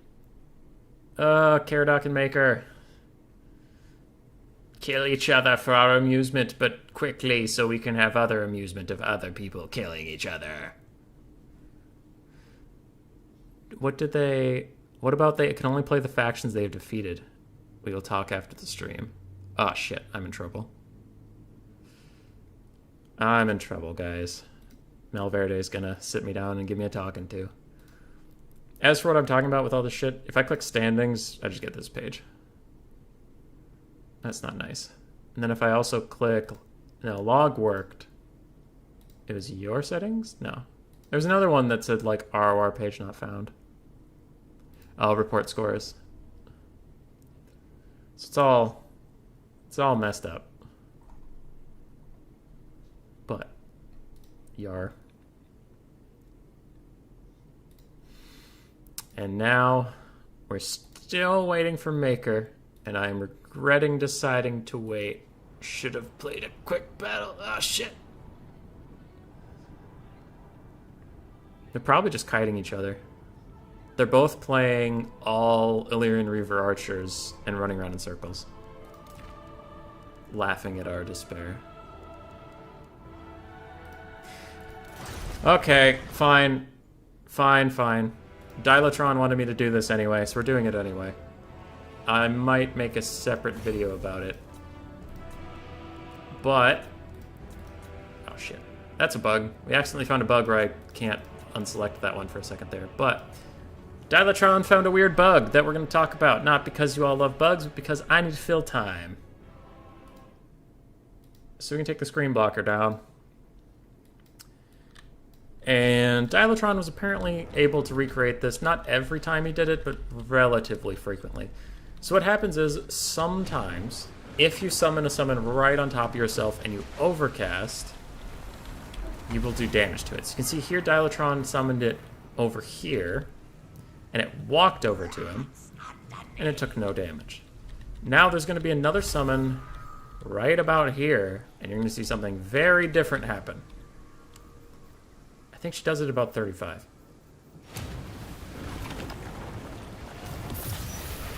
They all died. So why did they all die? And I can explain that with something really dumb, but it is true. It's just the miscast explosion hitting the summon, yes. Well, okay, Butcherbird, it is kind of a bug, because that's definitely not how that's supposed to work. Like, the miscast explosion isn't supposed to delete a unit like that. But I did do a little thing to show why this is true. And Jay Phoenix talked to me about this, so if I am wrong, then And also it's, you know, I don't take credit for it, but it's the same similar sort of thing. So how it works is that a miscast explosion isn't actually an attribute on a character that does damage like a Spirit Leech, where it targets only that character. Miscast damage is a weird explosion that happens to happen right where the character is standing, and if you happen to summon right on it, you will take damage. I mean, the unit will take damage too. Now, this is the thing. We have to be very careful watching this, but Malekith's Soul Stealer doesn't heal him on a chariot. And it doesn't heal him on a chariot for the exact same reason. We're looking right here. Here is going to be an explosion, and that's the healing proc from it. But since it's not hitting Malekith, it's hitting the two Velociraptors, it's not going to heal him at all. You can see the little skull thing there, but it doesn't hit Malekith. You can see his health isn't going to go up. It's going to go down because of some arrows, but even in the down times between, it's not going to go up. So that's why that... Debatable whether it's a bug or not, but debatable why that bug works that way. It's just the coding is really strange. So when Malekith casts Soul Stealer, he doesn't get a Spirit Leech type attribute that heals him instead of damages him. He is next to an explosion that if the explosion hits him, he gets healing. So there, you all learned something today about probably dumb programming. Maybe make a Sundering tourney where Drushi fight the High Elves. That could be a good tournament, Hank Cyrus. Hey, and Caradoc and Saphir are fighting. Sweet. Sweet. Alright, Caradoc, Saphir. Instead. Okay. At Saphir. At Caradoc. Host lobby. I'm on my way. So we got to look at a bug, and now we'll actually go do what we're supposed to be doing. Okie dokie. Multiplayer battle. Caradoc's lobby. It's full. That's not ideal. Caradoc, let me spectate. Please. Spectator. Slot, please. And this will be our semi-final. Left screen. Boop. So we're up here. It's Fear and Caradoc, and then the winner will fight Pug to Bone. They said the lobby's up. If it's the Caradoc lobby, I need a spectator slot. If it's Caradoc's lobby, I need... Oh, it's Ulthuan in Flames. Okay. Got it. Got it. I'm coming. If anybody doesn't know LDM Saphir, super sweet guy. We talk to him in voice chat around RTK a lot, and he is just a treasure. A treasure. Alright, get an army blocker up here. We have Kalidor from Saphir versus Lothern of Caradoc. VM versus ODM. Hey, hey. Shimmer Sword is map. GLHF.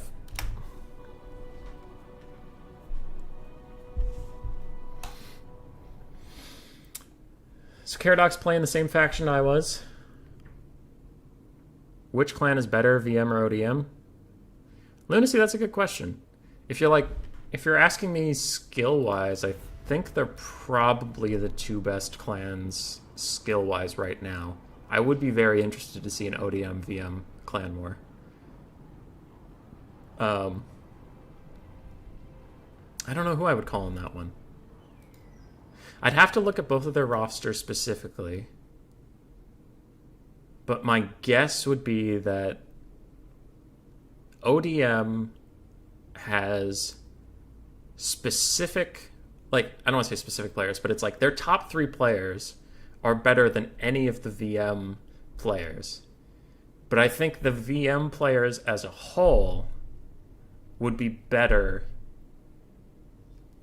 than a lot of the ODM players. Like, if you're ranking them, I would say like first, second, and third are ODM, and then I'd say it's like all of VM and then more ODM players beneath them.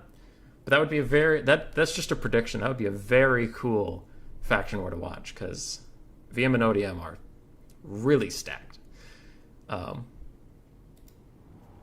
Yeah, because I'm a part of RTK, but if I'm honest, you know, I don't know if we would win against ODM or VM. We could. I'm not saying we can't. I wouldn't put money on us to.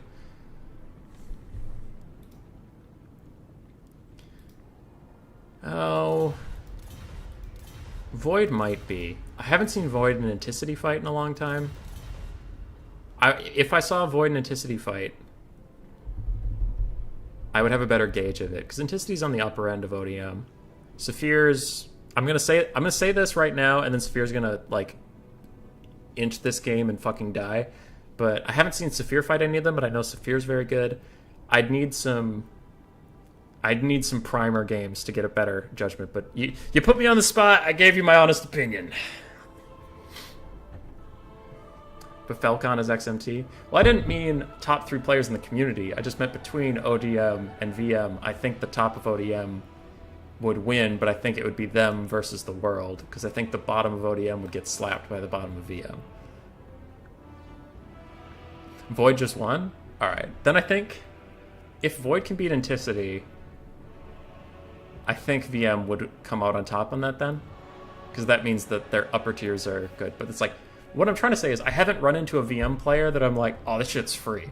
Like, this is a free win right here. It's every time you see VM in front of the name, you're like, oh, this is gonna be tough. It's gonna be a battle. So, yeah, I guess VM would win it then. But I mean, not to just be a VM fanboy, I started out that prediction by saying I feel the same way about ODM. When I run into an ODM player, it's usually like, I guess I lose this one, boys. Would still be a banger faction war, though. Would love to see that on, like, Turin's channel. Yeah. And Pugnabone makes a good point in the chat. For those of you who are just listening and not reading the chat, it's Pugnabone was saying the top of both clans can beat each other. Yeah. And depends on who's better that day, that kind of thing. Like, of course. Of course.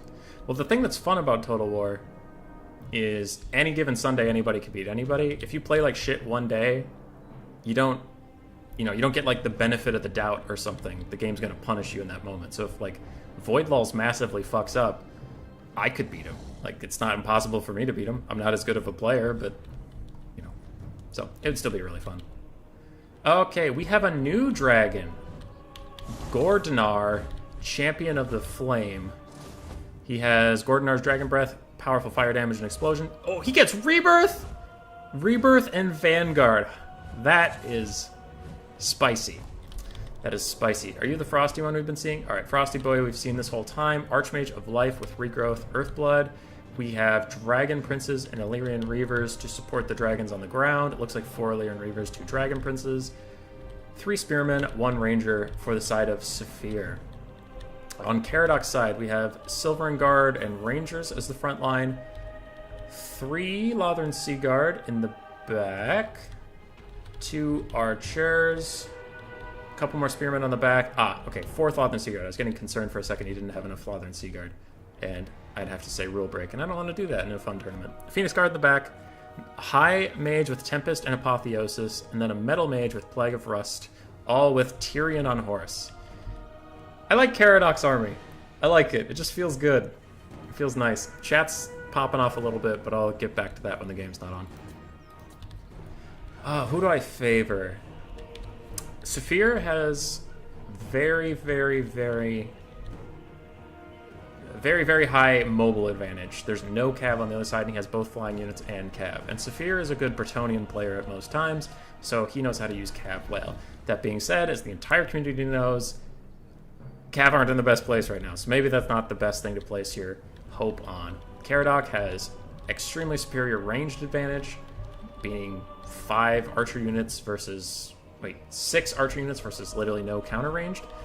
So it's mostly on... The agency is on Saphir to do something before the arrows kill everything, because it's Caradoc's job to just sit here and shoot. It's not his job to make a good play. So we'll see if Caradoc can keep things battened down. And Lothern Seaguard do get charged very nicely by the Dragon Princes. It was a rear charge, but, you know, they're still essentially spearmen with bows, so they're not that upset.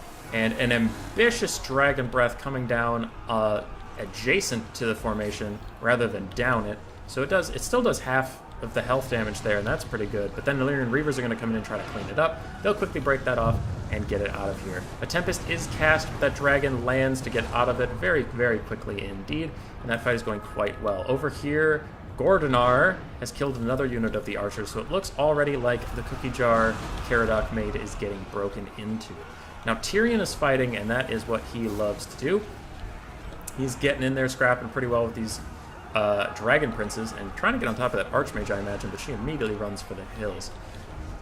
For the front line fight, it looks like the blue side is coming out on top, but it might be mostly because Caradoc had to pull his forces back in to help defend. Phoenix Guard got on top of Illyrian Reavers, and those two units are going to take a ton of damage on their way out. So very nice first strike from Saphir.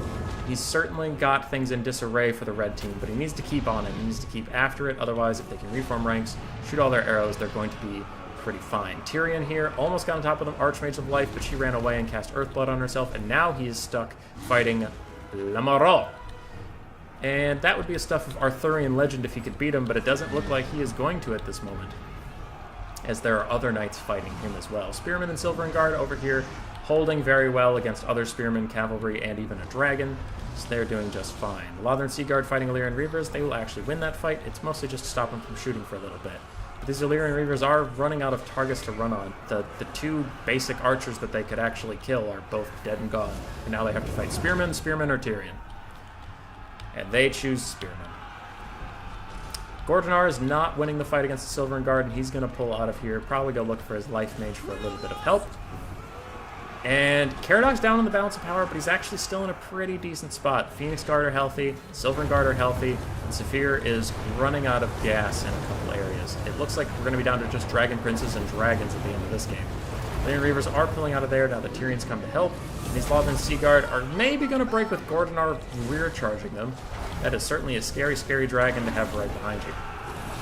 Are those Spearmen or Silvern Guard? If those are Silvern Guard, you probably want to turn and fight with just Spearmen. I think Tyrion might want to get out of here before Gordonar gets a Psycho Charge down on him. This dragon's hovering menacingly. I'm wondering if there's a breath attack coming in somewhere. It would be beautiful on this Silvern Guard and Phoenix Guard combo. I really want to see it come down here if it's off cooldown. But we will see. So what's Saphir gonna do? Currently the grind fight is going in favor of the red team. They're very damaged. Balance power is just about even. And it looks like the Archmage of Life takes an engagement here? What is this? This has to be a bait of some kind. I was thinking maybe Saphir was trying to bundle him up and then just breath attack to get her out of there, but it looks like it might have actually just been a little bit of a mistake, and she quickly pulls away for the effort. But Tyrion is going to get a rear charge on her, maybe. Maybe he can. In the background, we see an excellent breath attack going down onto those Lothern Seaguards, and she takes one hit and almost breaks. I would too if Sun Fang stabbed me in the back. That is a fearsome, fearsome weapon. Bounce power is creeping a little bit further into the blue team's favor, but it is still within anybody's shot. That Mage of Metal is going to have a terrible time, as Gordonar is going to eat him alive. Never mind, he's going to leave. Never mind, he's going to eat him alive. Never mind, he's gonna leave. Okay, good for you. I'm gonna stop just casting that one, I don't give a shit.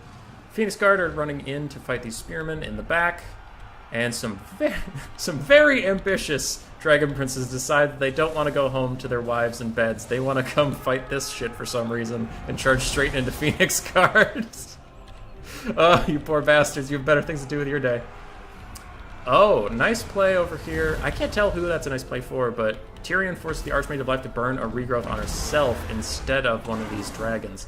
That could be good if the Winds of Magic situation becomes critical, but another nice breath attack coming down on top of the Phoenix Guard. Doing some good damage, not as much as I would have thought. Maybe it was actually targeting the Mage of High Magic. Tyrion's fighting alongside some Spearmen and Phoenix Guard trying to get on top of this dragon. But, oh, it's about to be a 2v1. Can Tyrion do it? Maybe the Phoenix Guard stabbing that guy in the back can actually help him out here. Does he have Feint and Riposte? He does. If that's off cooldown, that'll give him enough stats to get through this melee relatively unharmed. That Mage of High is in trouble, but Tyrion's coming right over to kill these Illyrian Reavers and get back on top of that Archmage of Life. Oh boy, I think Saphir's got it now that I'm seeing this pretty healthy unit of Dragon Princes, 29 models left on them, and I think he has too much agency left in the fight, where these Phoenix Guard can stand and fight forever, but they can get Cycle Charge, they can get Breath attacked, and Saphir can keep bouncing out and running around. But very well played by Caradoc. It was a nice standard army with a lot of answers to a lot of things, but maybe Gordranar will fall! Tyrion's not leaving here without one dragon head. And it pops. I forgot it had it had the rebirth like a phoenix. Oh, that is that's a tragedy. GG, I got so excited until the thing popped half of its health bar back. Jesus Christ. Dragon Princes and the Archmage of Life are cleaning up the Spearmen over here, and soon it'll just be Tyrion and some Phoenix Guard trying to fight. But Tyrion, man, I am so excited to see his value this game. Caradoc has been bouncing him around like a madman, just fighting all of the dragons. He's been playing him, playing him really well. He has no healing besides the Heart of Avalorn, and I don't think it's procced at all, so that's just how much health he's had. He's gotten him out of a lot of bad situations, kept him in a lot of good ones, and Tyrion's still fighting. And maybe with Phoenix Guard getting a full surround on Gordranar, maybe Gordranar will actually die this time. Maybe. Archmage of Life bouncing in. But the Dragon Princes are here to spoil all the fun. Tyrion's getting on top of Gordranar, and now Tyrion's charging straight into the Dragon Princes. He doesn't care, he just wants to fight somebody. Archmage of Light popping Arcane Conduit, maybe trying to get a little bit more healing, but that dragon's almost full health. That dragon's about half. And I don't see the stopping power in here to get rid of all of it. Is there another breath attack that I missed? Or what are you doing? What are both of you doing? Why are you just chilling up here? Get in there. Dragon Princes are getting slowly worn down by Tyrion and the Phoenix Guard, but another rear charge from the dragon. Tyrion's leadership is actually wavering a little bit. If he has stand your ground, maybe he could pop it now. So Feint and Riposte, he has 99 melee attack and 84 melee defense. That is one scary high elf, and he is slapping the absolute crap out of Lamoureux. And Lamoureux's gonna run. It looks like Gordranar is thinking about charging in, but not quite just yet. And Tyrion's gonna get another slap on the back. I don't think Saphir can afford to be this passive about the end game. We all, well, maybe not we all, but if you watched my AI tournament, you know that Swarv managed to pull a victory from the jaws of defeat, I think against Pugnabone, by some very lucky Grand Laplanche RNG while we were fast forwarding. But Tyrion's going to take another hit, and Army Losses is coming in at last. And I want to see his value so bad. He had to get a ton. That was a good game. That was a good game. When I come against a player, when I come up against any player, I think, I guess I lose this one. Aw, Jeremy. That's funny, but Jeremy. Okay. Archmage of High got barely any value. Spearmen didn't really do anything. Illyrian Reavers did okay. Dragon Princes did pretty well. And the Dragons did excellently. Tyrion only got 3,800. I thought he would have gotten a lot more. I thought we were looking at a 6,000 range. Phoenix Guard got 2,600 value, though. That was a good pick. The archers that died right away did struggle. And the Lothern Sea Guard also struggled. Well played by both players. GG, well played. The dragon just roasted its own unit. I wouldn't doubt it. So let's see if we can get Pugnabone in here. Pugnabone, where you at? Boom, invite. Nah, I invited Pug.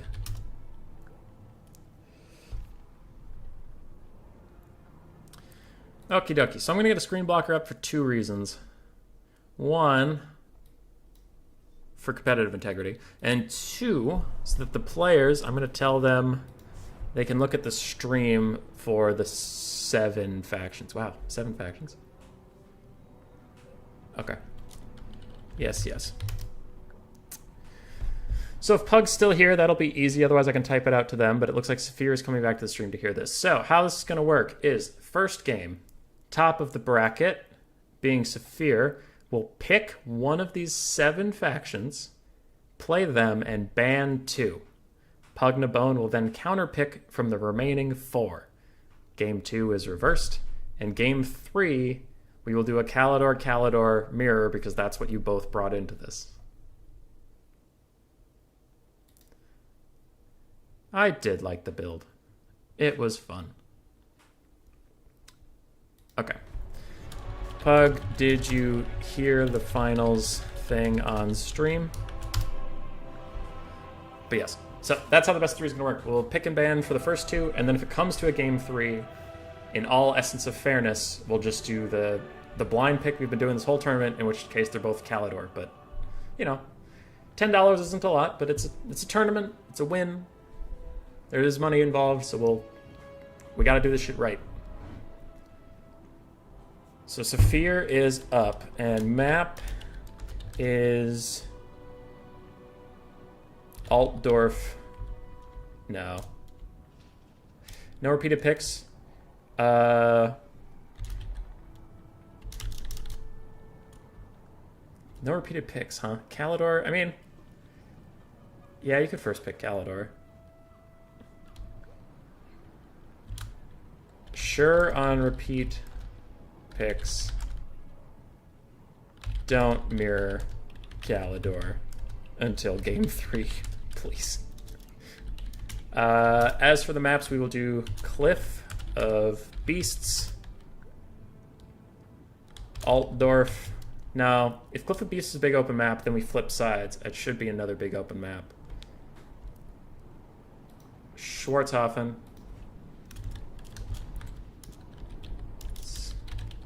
Hoffen, Altdorf. Game 3. Alright. Boom, boom.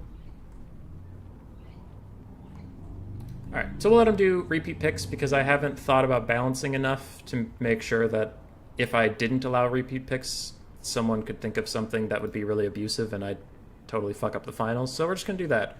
But I did ask nicely, no Calidor, mirror until the finals, please. Please. Fucking Calidor. Before the stream, I was so worried about Yvres being OP. Saphir, pick 1 faction, ban 2 from the list on stream. There's an army blocker, so they don't have to worry about it. But all the armies are right there, and all their limits are right there.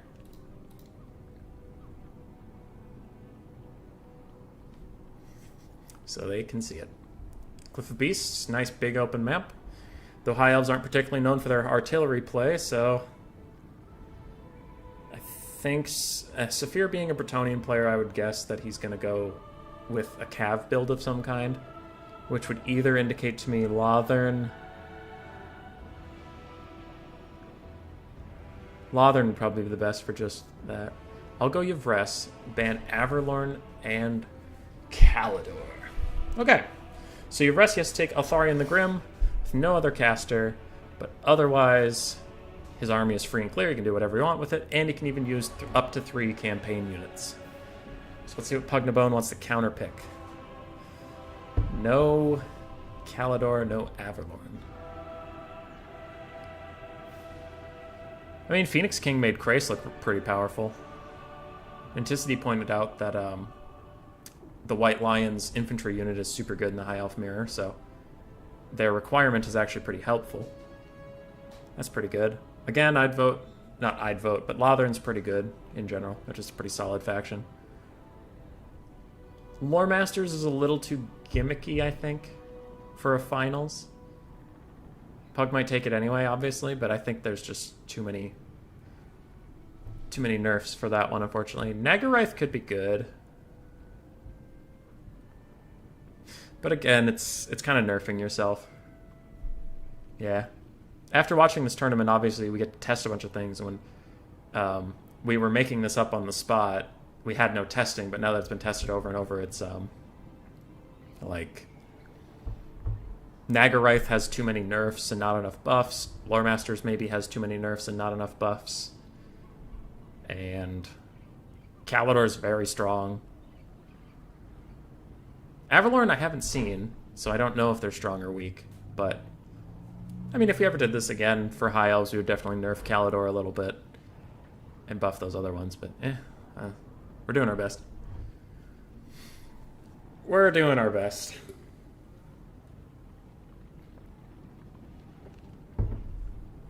Pognabone currently doing some opponent research, checking the special units for Kalidor. Because they have a lot of weird ones. I know they're all like really cost efficient and good. And then they have one of the archer units that I forget. I think it's like 1100 gold, but it has a crap ton of ammunition. They can just fire forever, and I think it's like unbreakable. Nobody played Nagarythe, so how do we know their strength? I feel like if nobody played them, that would kind of indicate their strength. Because Kalidor maybe require fire magic? Maybe. We were worried that would be too much. Like, hey, take 2 dragons and take no healing. Have fun, idiot. But the dragons seem to do okay, especially since one of them apparently has rebirth. Pug and Bone is going Krace. Krace is just a picture of a lion that I added a little dust filter to. It's not actually a flag, obviously. So, he's hovering on the Lothern banner, but that's because he, you know, that faction doesn't exist. But we'll get to see Alistair the White Lion. Other than that, he can do whatever he wants. Should be good stuff.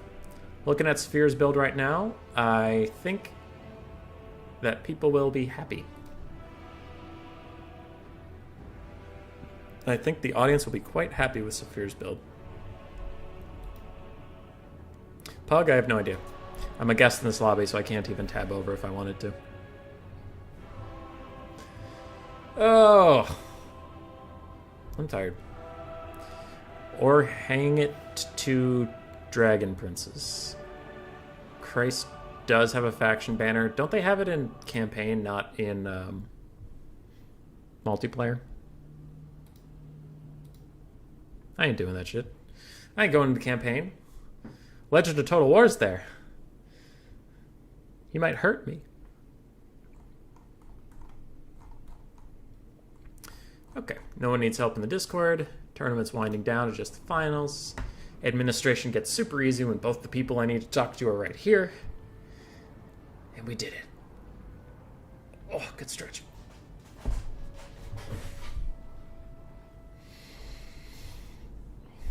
I wish Total War Troy had a better online multiplayer. I was kind of excited for it when it was coming out, and then it just flopped.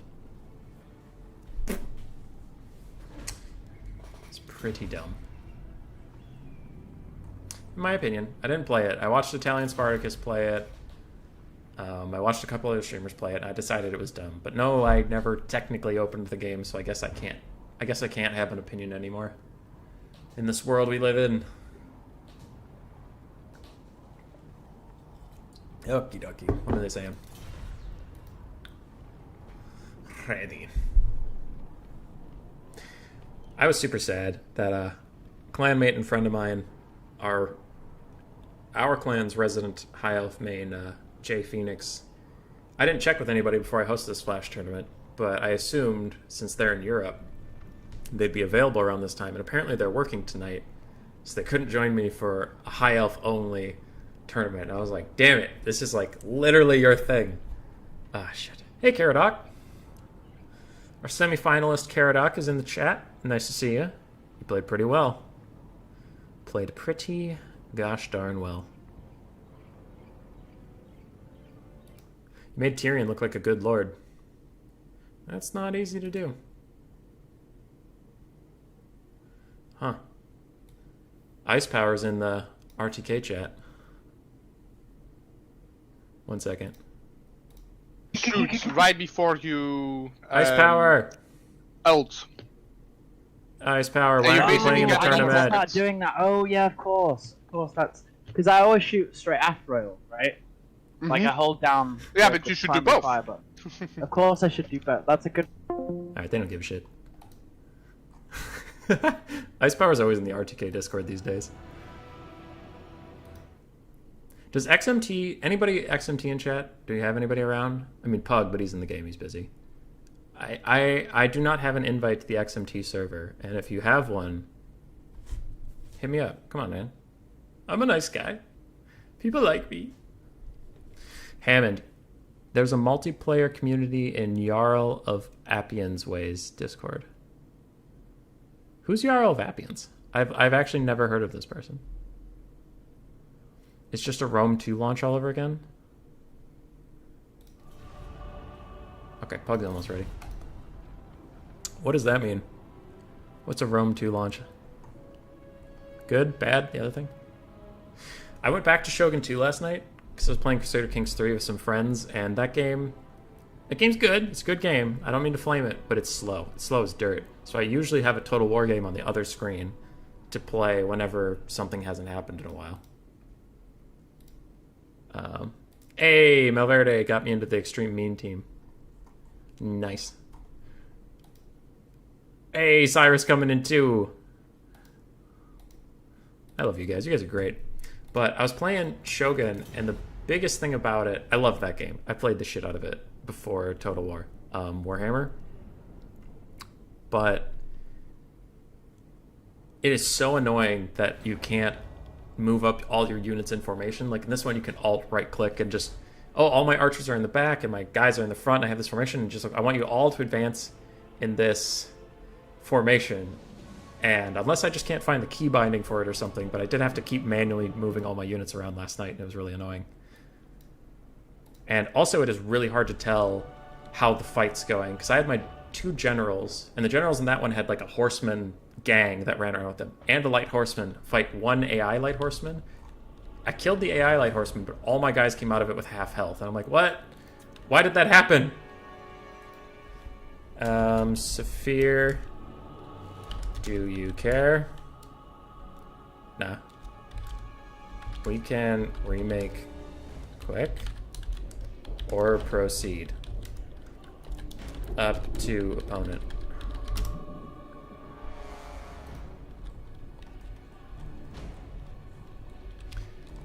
We will see. So we have Archmage of Metal. He just forgot to bring Alistair. And I think we have 5 white lions, which is fine. Sorry. It's okay. We will wait on Saphir. If remake, just cut. Uh-oh. Okay. Looks like they're remaking. So, both people will keep the exact same armies, except Pugnabone will cut only what is needed to get Alistair.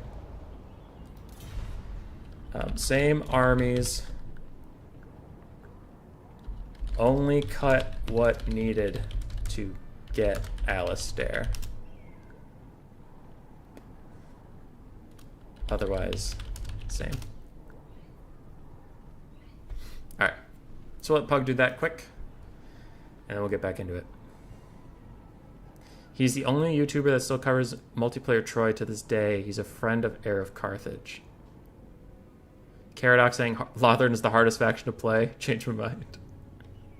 Yeah, I picked Lothern too, because I don't know High Elves at all, so I was just like, this faction's pretty balanced. Yes, launch Rome 2 is horrible. It's pretty amazing now, but people don't give it a second chance. Multiplayer or single player? Because I actually heard the single player wasn't bad, but I guess I heard that from Happy Puppy, and she was only playing for about 2 hours when she said it, so maybe it gets worse as you go on. I don't remember. Okay. Anybody here who played Shogun 2, what clan did you pick? Because every time I get into the main menu, I have a hard time picking. I'm doing a Takeda campaign now. Because they're a nice central location. The problem for me with too many of the things is they have too easy of a start. Like, the Date are up on the corner, and the Shimazu are in the other corner. Chosukabe are in a corner of an island. Hojo are kind of on the bottom, so there's too many of them where you don't have to worry about being flanked ever. So I picked the Takeda because they're kind of in the middle of a bunch of shit. And we're back in the game.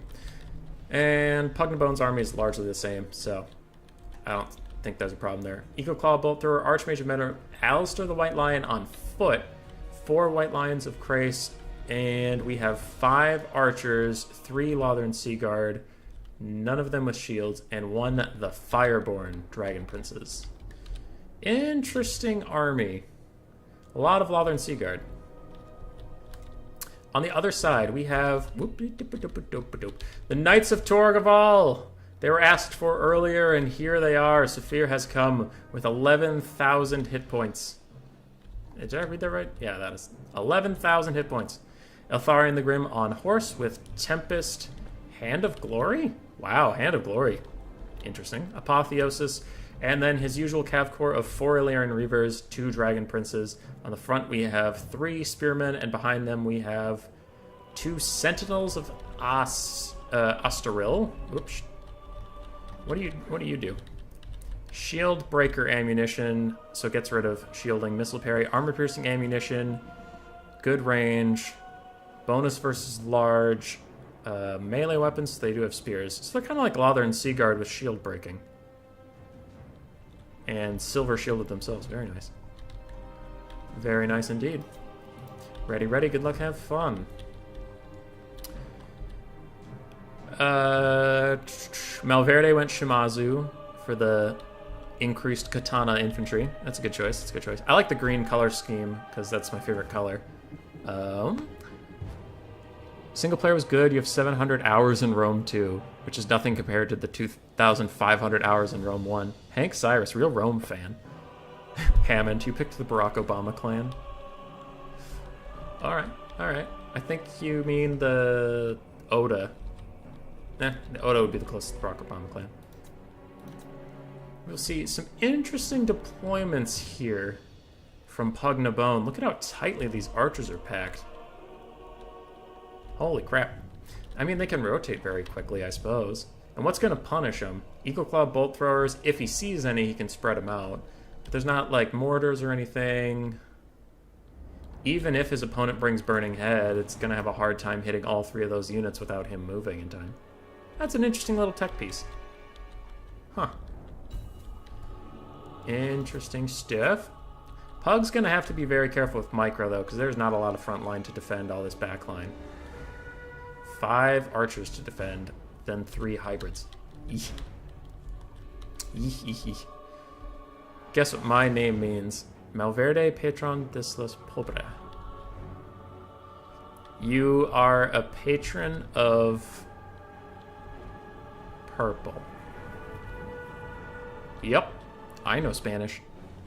Anyway, smooth-ass segue into the game.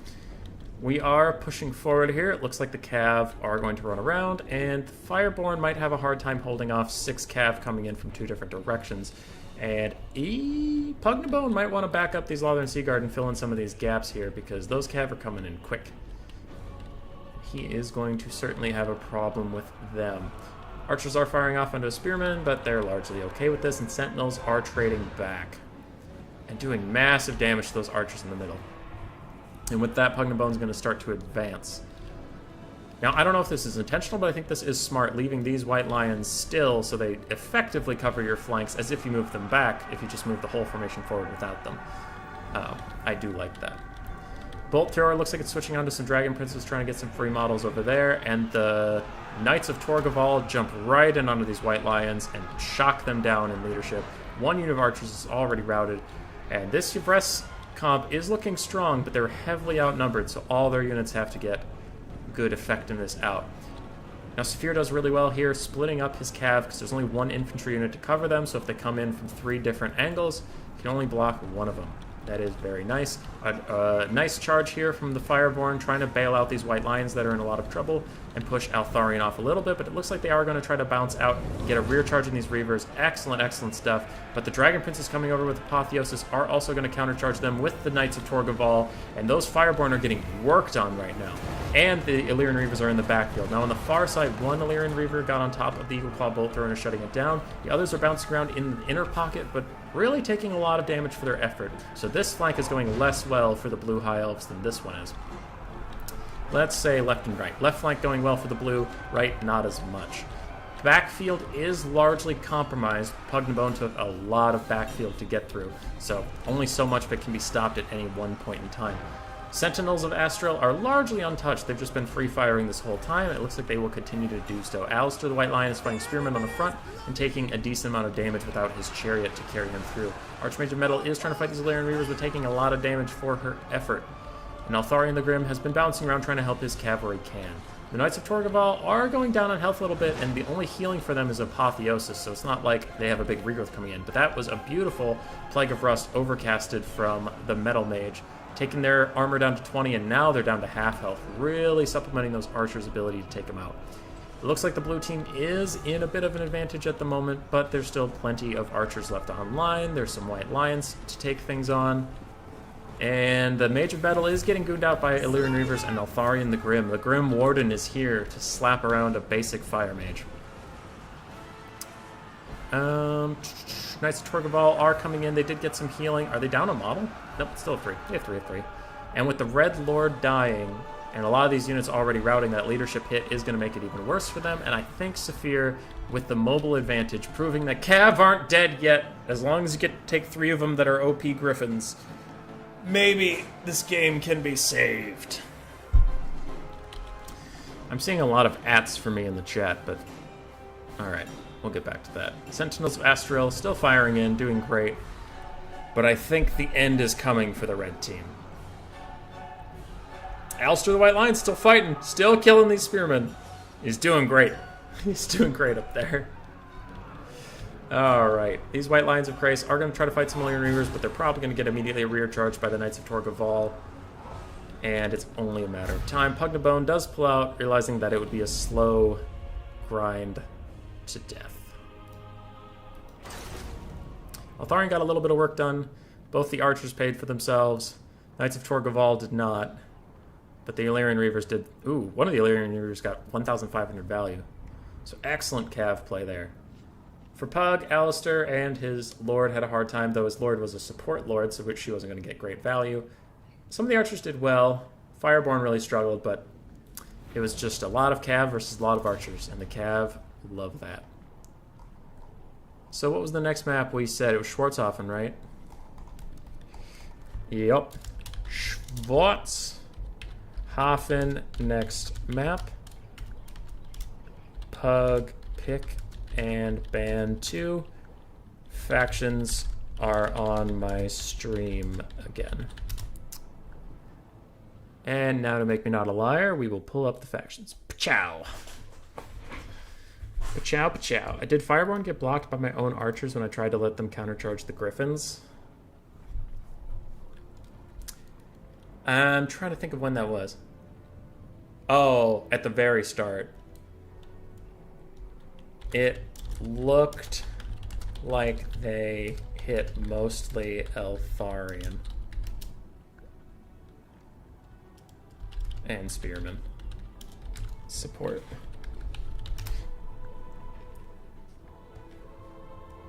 Alright. So YouTube chat, I had a lot of ads. What's going on here? So the chat is filled with weebs. Any good anime recommendations? Sword Art Online. Human Boy SS, ban him please. Gun Gale Online is good. Make me a mod so I can ban Hammond. There's a lot of going on. There's so much going on. Alright, you internet nerds. Which I am also one of.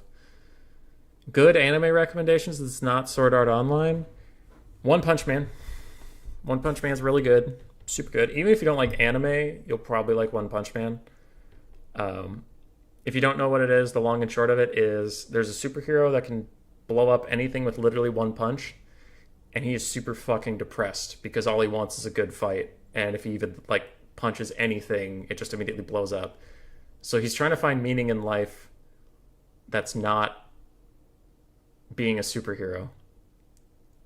And that's an interesting quest. And also it's fun because the other superheroes actually have stakes. So, if your superpower is, oh, I can summon lightning bolts, but only like so many, and then a giant kraken shows up and you're fighting it, you're actually in danger. So then if you get to like these side characters, then you're kind of screaming at the screen, like, because his name's Saitama, you're just like, Saitama, go do something! And he's like playing video games with his friend. He's like, this is way more fun than being a dumb hero. And then it like cuts to people outside just getting fucking obliterated by this kraken. And then it flips back to him just playing a game. It's kind of a comedy. Super good. Super good. Dimension W is pretty good. That's a sci-fi one. I enjoyed that one a lot. It's like, there are these nuclear reactor looking things that are providing infinite power for the world, and all carbon emissions are gone and all that shit.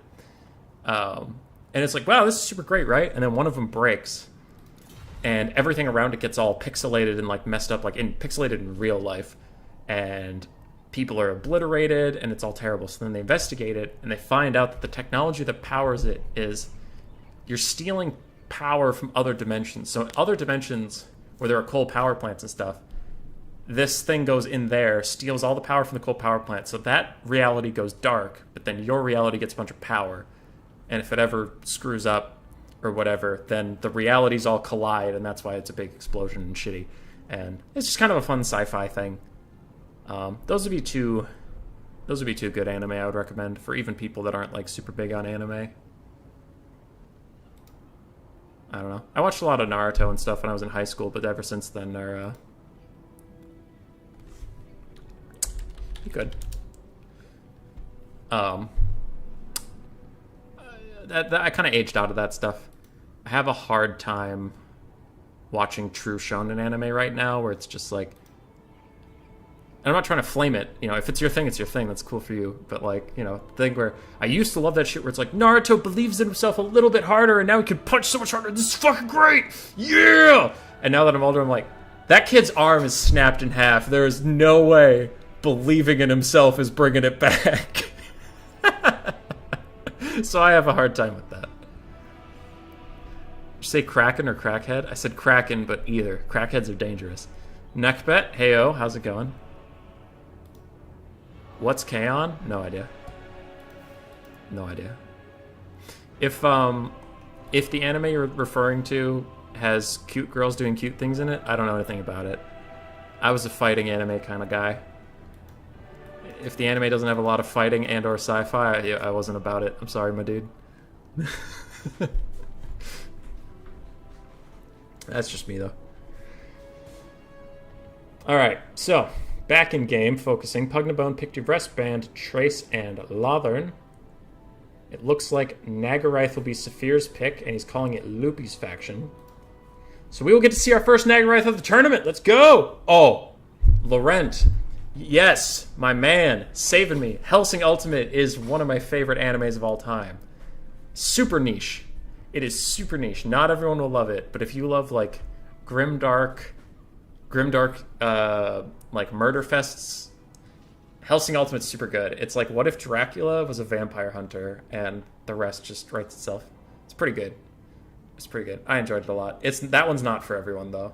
The two I recommended, I think any nerd will like. Hellsing Ultimate, you have to be a special type of emo kid, which I am. Hank Cyrus, a friend of mine keeps watching Boruto while hating all of it. He keeps watching it because he likes Naruto. K-On! Is a moe thing about girls forming a rock band. Yeah, I think my brother watched K-On! I've heard mixed things about Boruto. I'm largely just not about it. I didn't even catch up on Naruto Shippuden. There's just too much.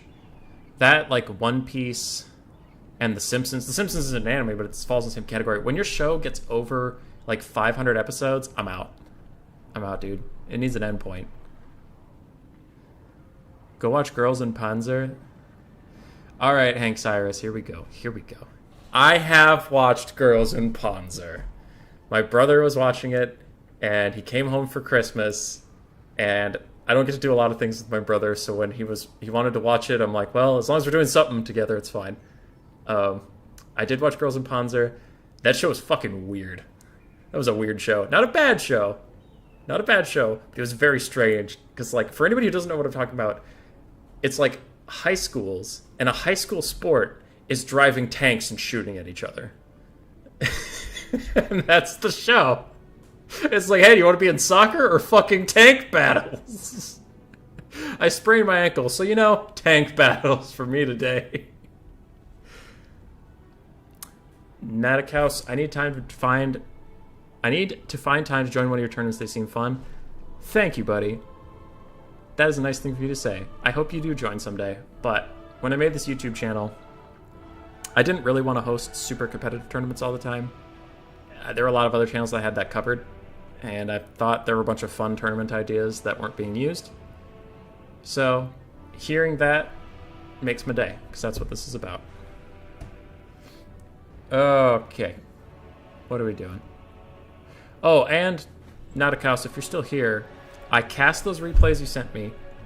They're done. They're in YouTube land. But they've been processing for so many days. Let's see. YouTube, your channel, your videos. Okay, yeah. Let's let the people in on a little adventure. This thing has been saying processing HD version for, what is it?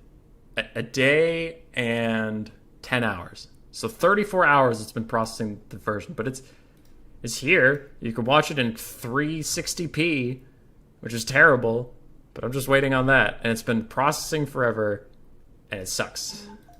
But I did cast your replays, all right? I didn't leave you hanging, buddy.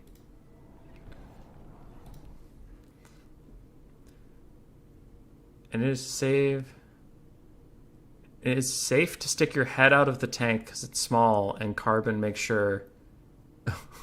Yeah. Yeah, that show's weird. Not bad. Again, I will say it's not bad. It's just a weird show. If anybody's not into anime but still needs a good show, Black Sails is super good. It's a pirate show that's like Game of Thrones, but with pirates, and the ending doesn't suck. That's the most concise way I can say it. It's a lot of like, oh, switching alliances, and I'll kill you, but then you'll kill my sister, and bleh. But some of it's kind of hacky and dumb, but I love pirates, so what can I say? Okay, what do we got here? So Pugnabone on Yvres. Lothern Sea Guards, Sentinels, Lothern Sea Guard, Lothern Sea Guards, Sentinels, Lothern Sea Guards, and Sentinels. So we have 3 Sentinels, some Silver Guard and Spearmen mix, so very simple Spearmen Archer mixed build. What's the score anticity? Saphir is up 1, Pugnabone 0. We are in game 2.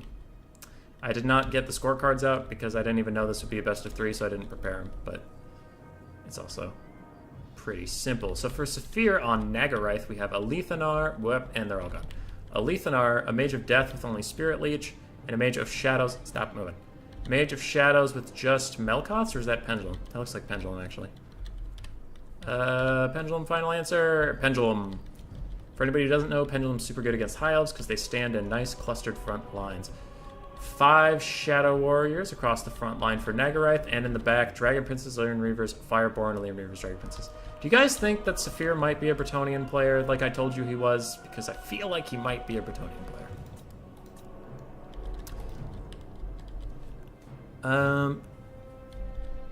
Is there Alabama moments? Depends on the anime, and if it has Alabama moments, it's not my kind of anime. It's not. It's not my preferred form of media. Wait, Kalidor can bring Swall campaign dragons? Yeah. Yeah, they can. We were having some fun with some earlier. There was the one that had the rebirth of the phoenixes. That was pretty cool. The frost ones were doing really good work for Pugnabone. It was good shit.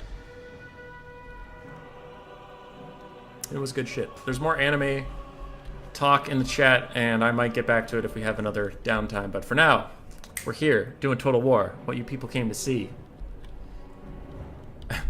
Butcherbird saying Saphir would be a terrible Bretonnian player. He doesn't like infantry enough. Oh, God, that did so much damage. Holy crap.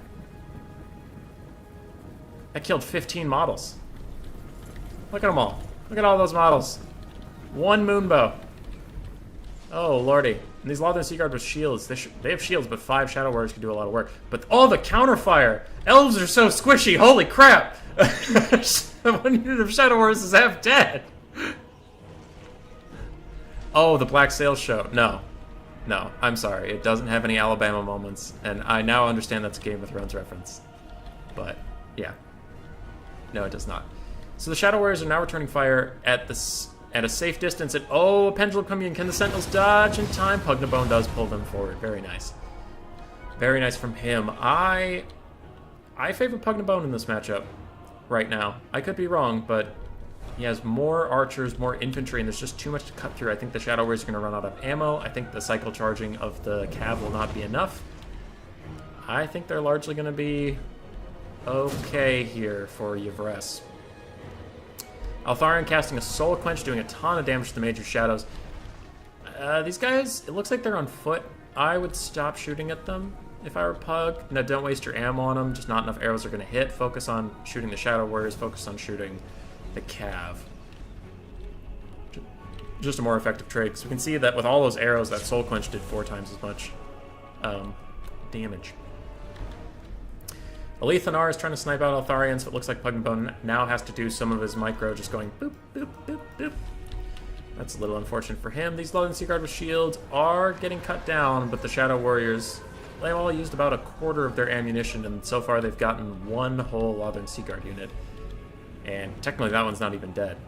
This damage came in from a moonbow we saw earlier. That is a fake Ulthuan, I believe, while the real one is trying to snipe out Altharion and doing a damn good job of it. So I think this is going to be a slightly slow grind game. But Pugnabone is okay with that. As long as he can keep poking these Shadow Warriors and making them use their ammo on shielded crap infantry, they'll be okay. Oh, another pendulum coming in. The Sentinels, one of the Sentinels dodges forward into it and takes a little bit of damage, but overall the dodge was pretty good. Got half of a unit instead of a full unit. Neckbet saying it looks like an unfortunate build to kite against. It sure is seeming that way, and it seems Saphir is now coming to the same conclusion as his cavalry is moving up a bit to try and get some charges off, to try to change the momentum of this fight that's not going in his favor.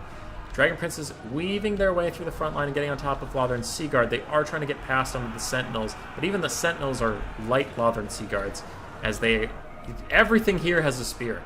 Everything here has a spear, and now I'm just realizing the genius of this build for Pugnabone. Whether or not it works, everything here is a spear. He knows Saphir keeps taking goddamn cavalry, and he's like, what if only spearmen? Because the Ulthuan Sea Guard and the Sentinels are both hybrid spear and bow units, and now that I've thought about that, I think Saphir is in real trouble here. Pugnabone with the big brain strats.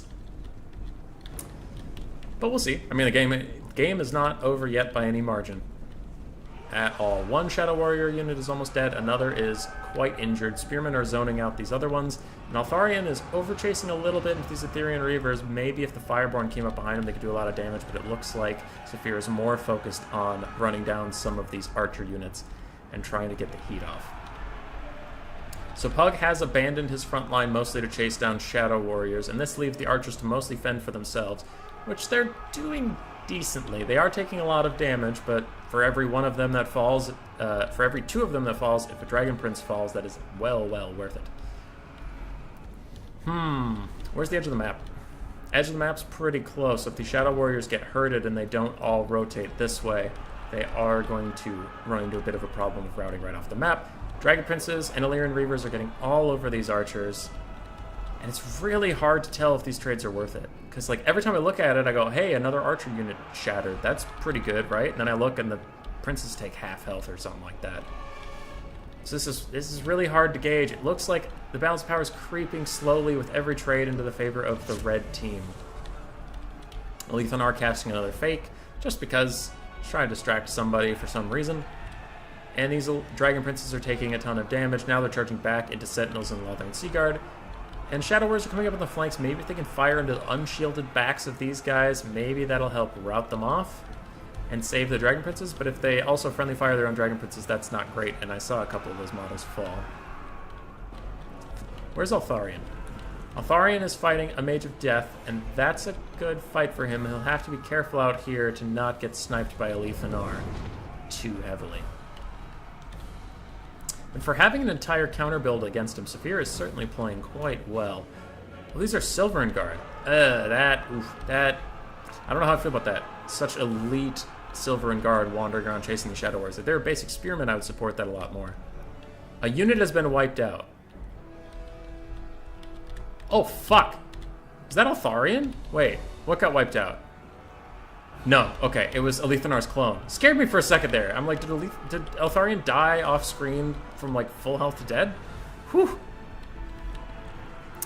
Alright, some Silver and Guard are getting in front of these Illyrian Reavers, gonna protect these Sentinels. And Saphir's Cav is really low. And with the Nagaraith rules, he can't take healing, so it's not like he can regrowth them or anything. But whatever bowmen are left are just trying to get back into these Spearmen, Silver, and boxes. Trying desperately to stay alive. And Saphir played the shit out of this, but I think there was just too much of a weakness to Spearmen in this build. He's gonna keep kiting, and ooh, a really nice cast from Ulthuan does a ton of damage to that Mage of Shadows, who's already surrounded by Silver and Guard. And I think it's only a matter of time before they rout off the map as well. So many Silver and Guard. Everywhere I look, there's Silver and Guard. Neckbet, a spear, my kingdom for a spear. Pretty much. What is this? Apotheosis getting cast on Ulthuan while he runs in and tries to finish off the Mage of, I believe, Shadows. The Mage of Death is surrounded by Silver and Guard, and I think we are going to game 3, lads. Calidor, mirror. Hype in the chat for more dragons. It's like the American chant for 4 more years for president, but it's 4 more dragons. I'm so funny. Spearmen are wandering forward into Shadow Warriors, just waiting for them to waste their ammo, and Ulthuan's getting a little aggressive. Now, the ammo is well used on him, so I think Pug should pull Ulthuan back and play a little more conservatively with him, because if he dies, that has actually a way back into this game. Maybe. It's looking pretty rough for Saphir at the moment. Last of the Dragon Princes, 15 of them over here, 17 over here. They are getting back onto the archers, but quickly Pugnabone's going to pull these spearmen in and surround them there. And we're getting into the GG territory. If this was a replay, I would reach for that fast forward button. Ulthuan's fighting this Mage of Death and healing capped. That's been a lot of good damage onto him this game. With Apotheosis, though, it's a lot of Winds of Magic to heal cap yourself like that, so I think those 2 Soul Punches are the only thing he's going to cast all game. Ulthuan has spent almost all of his ammunition just poking Ulthuan down. To good effect. We have 2 full health units of Shadow Warriors left, 1 quite wounded unit, another very dead unit, and Ulthuan. That's it. Ulthuan's almost breaking. On the edge of the map, he's trying to fight this Mage of Death, who has 36-28 stats to his 73-67.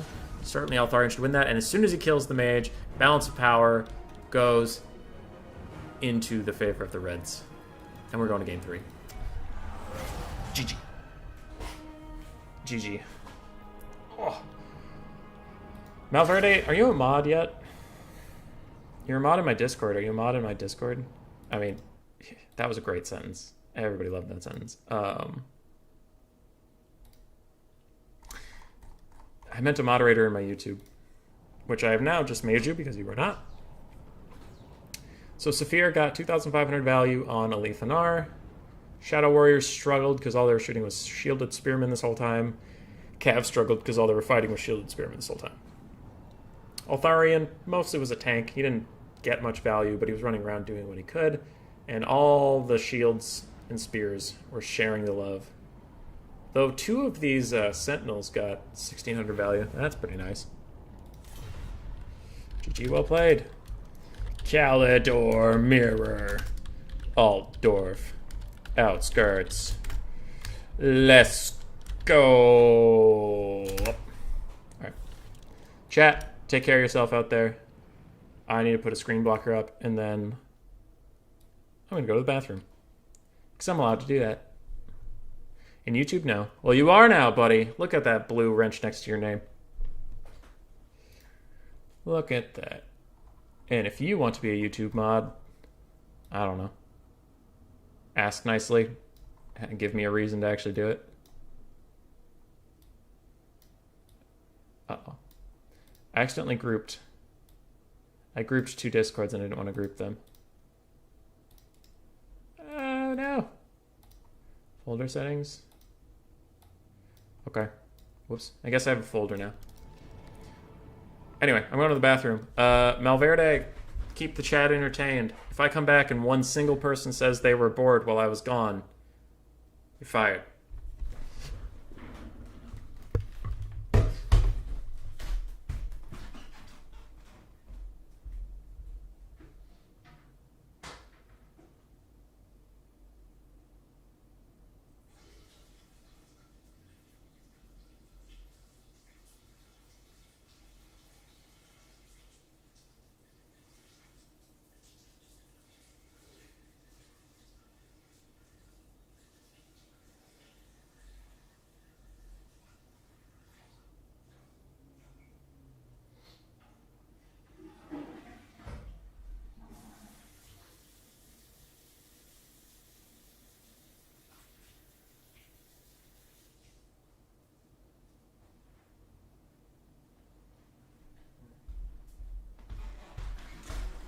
I'm back.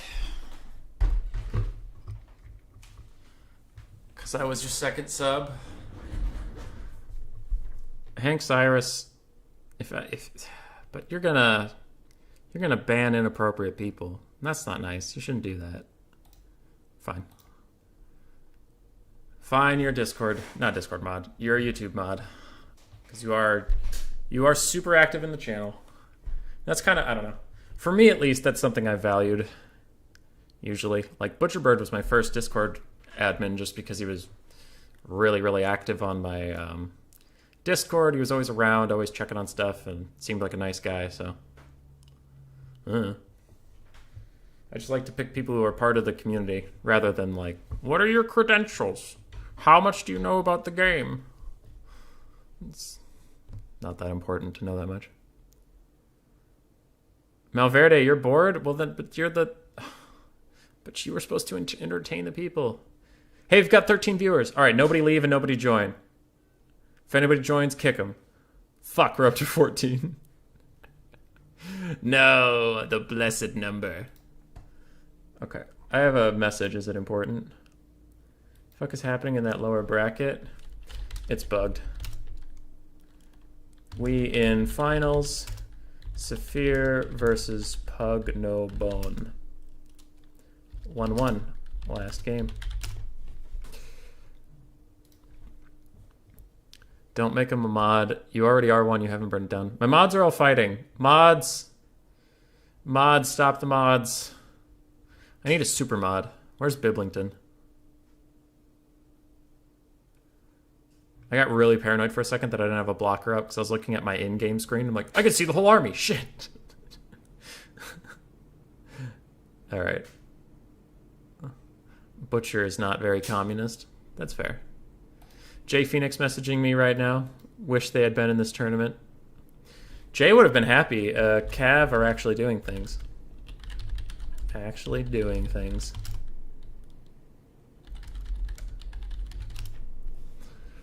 Butcher, make me a super mod. This chat's just 3 mods yelling at each other. Hey, Neckbet's popping in.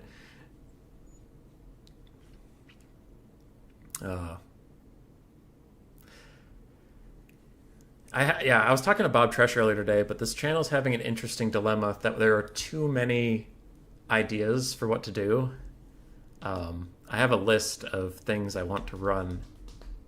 But whenever I put stuff up to a vote, people are like, what about this? Or what about this? Or can we do another AI tournament? Or can we do this? I'm like, God damn, dude. There are like 8 different things I want to be doing. But, oh well. As long as people are having fun.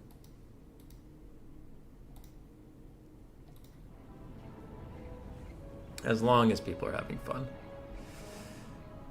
Oh, stretch. Sounds like Saphir's ready. Pugnabone's working on his army. You might be the only non-mod in this chat, Neckbet.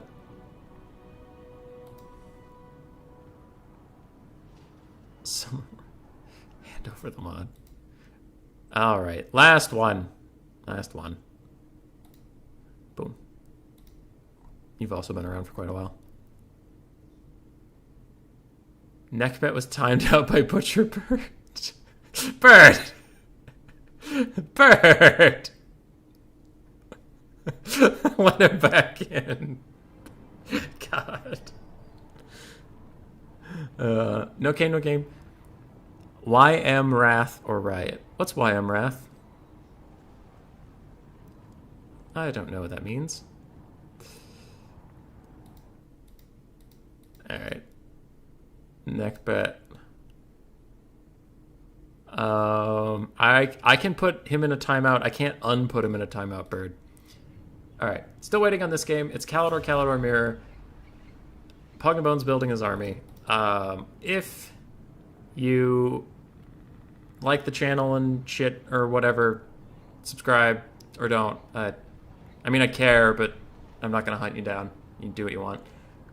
Tomorrow we have not a live tournament, but a replay cast of Faction Face-Off number 3. We're going to see if the Chaos Tide can finally be destroyed, or if they'll keep frickin' winning everything.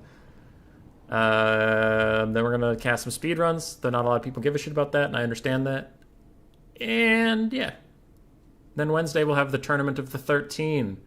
The big one, the Big Apple, for up to $100 if you win the playoffs that come after it. That'll be pretty tight. And we're at a game. Pugnabone made an army. Let's go. A dragon for Calidor. Does Human Boy Yes Yes imply in any way that I know shit about the High Elves? It either implies that I'm a Skaven, or I'm a Skaven and pretending to be a human. Neither of which has a single thing to do with the Knife Ears. Alright. So what do we got? We have two... Okay, who's who? It's a mirror. So for Pug, we have 2 Gorgonars, Champion of the Flame. So he's not taking either of his Frosty Boys. But they do both have Rebirth. Those are the ones with the Phoenix Rebirth. We have 3 White Lions, 2 Rangers, and we have 5 Archers, it looks like. A little bit of lag, which we haven't had this whole time, so I'm hoping it's temporary. Archmage of High Magic with Tempest and Apotheosis, and then a Mage of Light with Verona's Time Warp, I hope, because we are not allowed to have nets here. No nets. Yep, Verona's Time Warp. So investing in healing and winning the Sky fight. Like Wizard? Ah. Pug, why you do this? Just replace her with another lore, then ready up. Okay.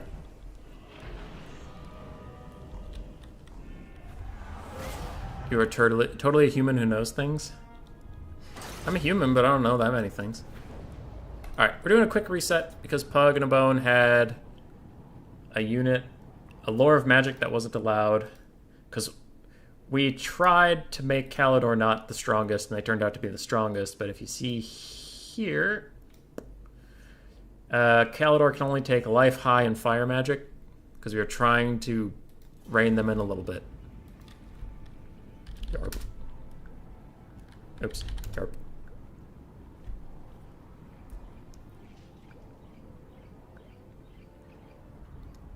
Anyway, so that's what that little thing was about.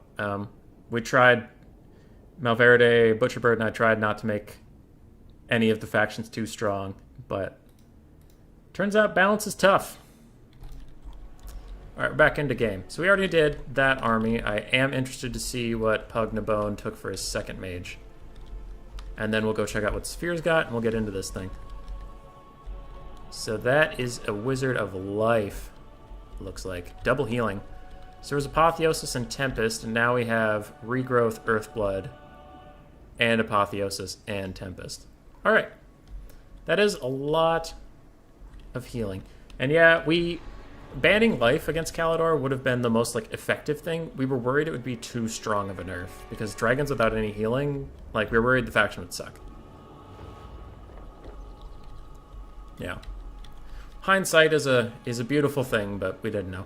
Saphir going with the usual, except I think he's missing one Illyrian Reaver. He only has 3 Illyrian Reaver, 2 Dragon Princes, Gordor, Champion of the Flame, Yermath, the ethereal, eternal. No gain, no gain. You got your wish. Saphir's got you. What does this guy even do? Okay, so it looks like he's a Star Dragon-y thing. He is unbreakable. He's got a Star Dragon breath attack, Primal Rage. Okay, so he's got kind of like the Norscan range mechanic. That's interesting. He's just got really good stats otherwise, but okay. I don't know if he's as good as the other dragons, but we'll see. And on horseback, we have an Archmage of Life with Dwellers Below, Regrowth, and Earthblood. First time we've seen Dwellers. That's interesting. Dragon Advantage. Oh shit, that guy has 80 melee attack with bonus versus something. Is it bonus versus infantry? If it's bonus versus large, that's... Okay, that guy is scary. How much bonus versus large? 20! He has 100 melee attack if he's fighting other dragons. They better run. They gotta get the fuck away from that guy. Oh. Yeah, Pug's making a good point. But we did allow the Calidor dragons. Yeah, whatever. Who cares? It's a complicated rule with Calidor. So White Lions of Crace are advancing, Rangers advancing a little bit too, but the Archers are uncontested, so it looks like Pugnabone's going to stop his advance and instead just harass with his superior range advantage. Not another rebuild. Yeah. I have an idea for how to handle this, but if Pugnabone wins, then it doesn't matter, so it's fine. Talk about it, but dragons with no healing isn't great. You'll pay for this bird boy. Okay. Chat's fine. Nobody's asking me anything important. Rangers are getting hammered over here by some Dragon Princes and Illyrian Reavers, taking a lot of damage, and they're probably going to be picked off and run away. This Gordranar landing right in front of that other one is a little risky, but I guess with Cav support, the other Gordranar could be easily surrounded and murdered. Saphir pulling away, just killing a free Ranger unit and getting out of there. What was that? Arcane Conduit cast on that wizard, nothing important for the moment. Dragon Princes are trying to charge the White Lions, but they are getting axed down. Oh, those are Illyrian Reavers then. Oh no! Oh boy! Double drag. It's just everybody's dead. If the front line, everybody's dead. All right, both breath attacks came in, both did great. Everybody died. Though those Dragon Princes got out largely scot-free, which is nice for Saphir. He only lost some chaff units. Illyrian Reavers have gotten on top of the Archers in the back. Dragon Princes are largely healthy. These Illyrian Reavers are damaged and ugh. Yeah, Saphir's Cav is taking so much damage. Yermarath is landing on some archers in the trees. That's pretty good for him. There's not a lot of things around that can punish him. And over here, these Dragon Princes are trying to fight Gordranar! Heir of Anarion, now that Tyrion's not here. Illyrian Reavers are trying to fight a hot Archmage of High Magic in the woods. I don't know who that favors, and I actually don't care that much. I'll check back in with you later. There's dragons to cast. The Dwellers Below is coming on top of these 2 units of archers. That is a bold cast. That's a lot of Winds of Magic to take out like 900 gold worth of units. But he's trying. Maybe he wanted to slow. I don't know. I do not know. The Illyrian Reavers are losing the fight to the High Mage. They will be pushed off soon, but Dragon Princes and one of the Gordrars has surrounded another Gordranar, and he is not enjoying this one bit. He might need his Phoenix Regrowth to get out of that. This other Gordranar is sitting here admiring Yermarath because he does not want to fight him at all. That is a very scary dragon boy. But he does want to bail out his archers, so I'm not sure what he's going to do. It looks like a breath attack's coming down onto these spearmen and roasts them, but also roasts the archers. Gordranar doesn't give a shit. Gordranar just hates high elves, apparently. Other Gordranar is running away with a regrowth. Very nice for him. And it looks like Dragon Princes and Illyrian Reavers are fighting inside of trees against White Lions. That is going to be a tough, tough fight for Saphir, but the Archmage of High Magic is getting karate chopped down, so maybe that is a worthwhile trade. We will see. In the sky, Saphir's Gargnar is fighting 2 other Gargnar and having a damn hard time of it. But with Yermarath coming over to say hello, they are quickly going to abandon that fight, and they're instead going to breath attack over here. There are no friendly troops to really hit in that area, so they're just swinging for the fences there. But Yermarath is going to be very hard to deal with, as I guess like maybe the plan would be to archer them down, but Saphir's been religious about killing all the archers in this area. And I think that leaves Pugnabone in a pretty rough spot, to be honest. Now it looks like the dragons are trying to chase down this Archmage of Life. Just take out the healing, get a free little goon, and they do get a nice hit in, and maybe she will terror route. Is she terror routing right now? Nope, not yet. Glarmanarnar, number 5, is attacking some white lions down here, but he could be easily surrounded by red infantry. And there's a Glarmanarnar behind him getting a rear charge that was cancelled. I wonder if he had completed that, if that would have been beneficial. Yimarath is chasing Glarmanarnar, number 7, off into the distance. And this red Glarmanarnar did finally land on the other one, and now surrounded by infantry, attacked by himself, fighting a mirror match. Probably not going to be good for this one. I would even bring in the second one and just goon out this dragon right here real quick. Real quick. Archmage of Life is fine. The Archmage of High Magic was killed, and the Life Mage is getting chased off, but unfortunately the only thing in the area to do it is Yimarath, and Yimarath needs to come back over here. So, the Life Mage is going to rally. So how's Saphir doing on Cav? 1 full health unit of Dragon Princes. Everything else is super tattered. So it's a full health unit of Dragon Princes and 2 dragons versus 2 dragons, 2 half-health white lions, and a ranger. I have to favor Saphir in the current state of the game. The balance power is almost even.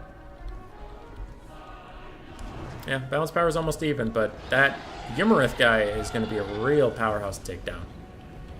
And I don't think even 2 Glarmanarnars can do that. These Dragon Princes are just shattering off some white lions, while the other white lions on the ground try to rally, and Yimarath has received an attack order to go fight the Mage of Life along with the Dragon Princes. The Dragon Princes get rear charged by a dragon. There's a lot of similar words in this one, guys. Is that a regrowth? Alright, good. A regrowth comes in from the Life Mage because it looks like Pugnabone knows her time on this earth is quite limited. So he just casts the most expensive spell he can before she gets flung into the air by Dragon Princes, and they are going to finish her off. Does Saphir have any breath attacks left? Looks like he does, and those are some pretty okay casts. That one was good, that one kind of missed a little bit for some reason. And with that, the Life Mage is going to be running off. These infantry are very damaged and will probably terror route on a charge. Saphir still has his Lord. I think that's going to be it. And then I'm going to have to deal with this whole you can't have a Star Dragon and another dragon thing. Because I think, like, we had kind of said you could have 2 dragons. But we also said banner rules, and those are conflicting, so poop. So, both the Glarmanarnars land on Yimarath, and they are getting some really good hits in, despite the fact that RNG should not be in their favor. He has higher melee defense than either of their melee attacks. But they're getting him, and if he can win the dragon fight, Pugnabone can easily pull this game out of nowhere. Looks like he is pulling out, trying to get some Psycho Charge going maybe, as the White Lions are getting decimated by the counter cav charge. And I don't know. Like, I feel like he was winning that fight, so maybe if he stayed in and just let RNGesus carry him, maybe it would have been okay. But now with everything shattering, it looks like these 2 dragons have to stay in combat. They can pick new targets, but they can't just Psycho Charge forever. Unless there's a unit I'm not seeing. But I think they should try to slap down Yimarath, because Yimarath is apparently very offensively focused, and defensively, he really ain't that hot of shit. He is trying to get some value in there, and there's just a lot of flapping orange wings going around. The only thing I can keep track of is the blue one, because he's a different friggin' color. How are the Dragon Princes doing? Where are they? Are they in the air? Are they dying? Oh, they're there. Yeah, that high health unit of Dragon Princes surrounding your dragons like that, that is going to be some lizard soup. Lizard soup. Army loss is coming in for Pugnabone, and that is that. Now, Pugnabone's kind of right about the Star Dragon thing. And apparently he played this whole tournament thinking that that was true. So then it would feel bad to be like, no, I said in some Discord somewhere vaguely that you could take 2 campaign dragons and I didn't care. Because that'd just be a dick move to him. Pug got awful far, but it's also kind of annoying to remake the game a 3rd time. So I have a proposal. Okay. GG. How about this? I didn't account for the Star Dragon thing. I also don't want to cast again. How about Calidor wins and I give you both $10?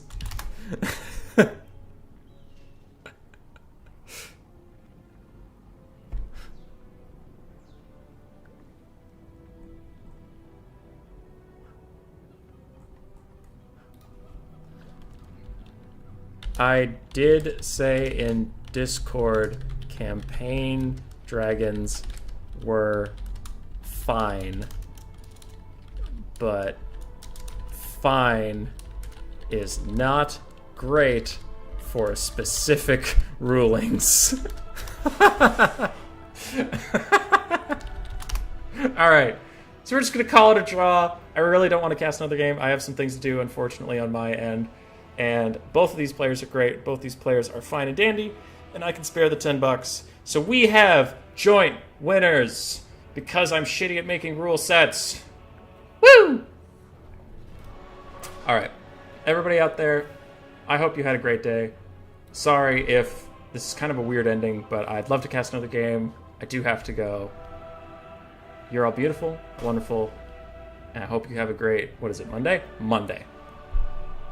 Later.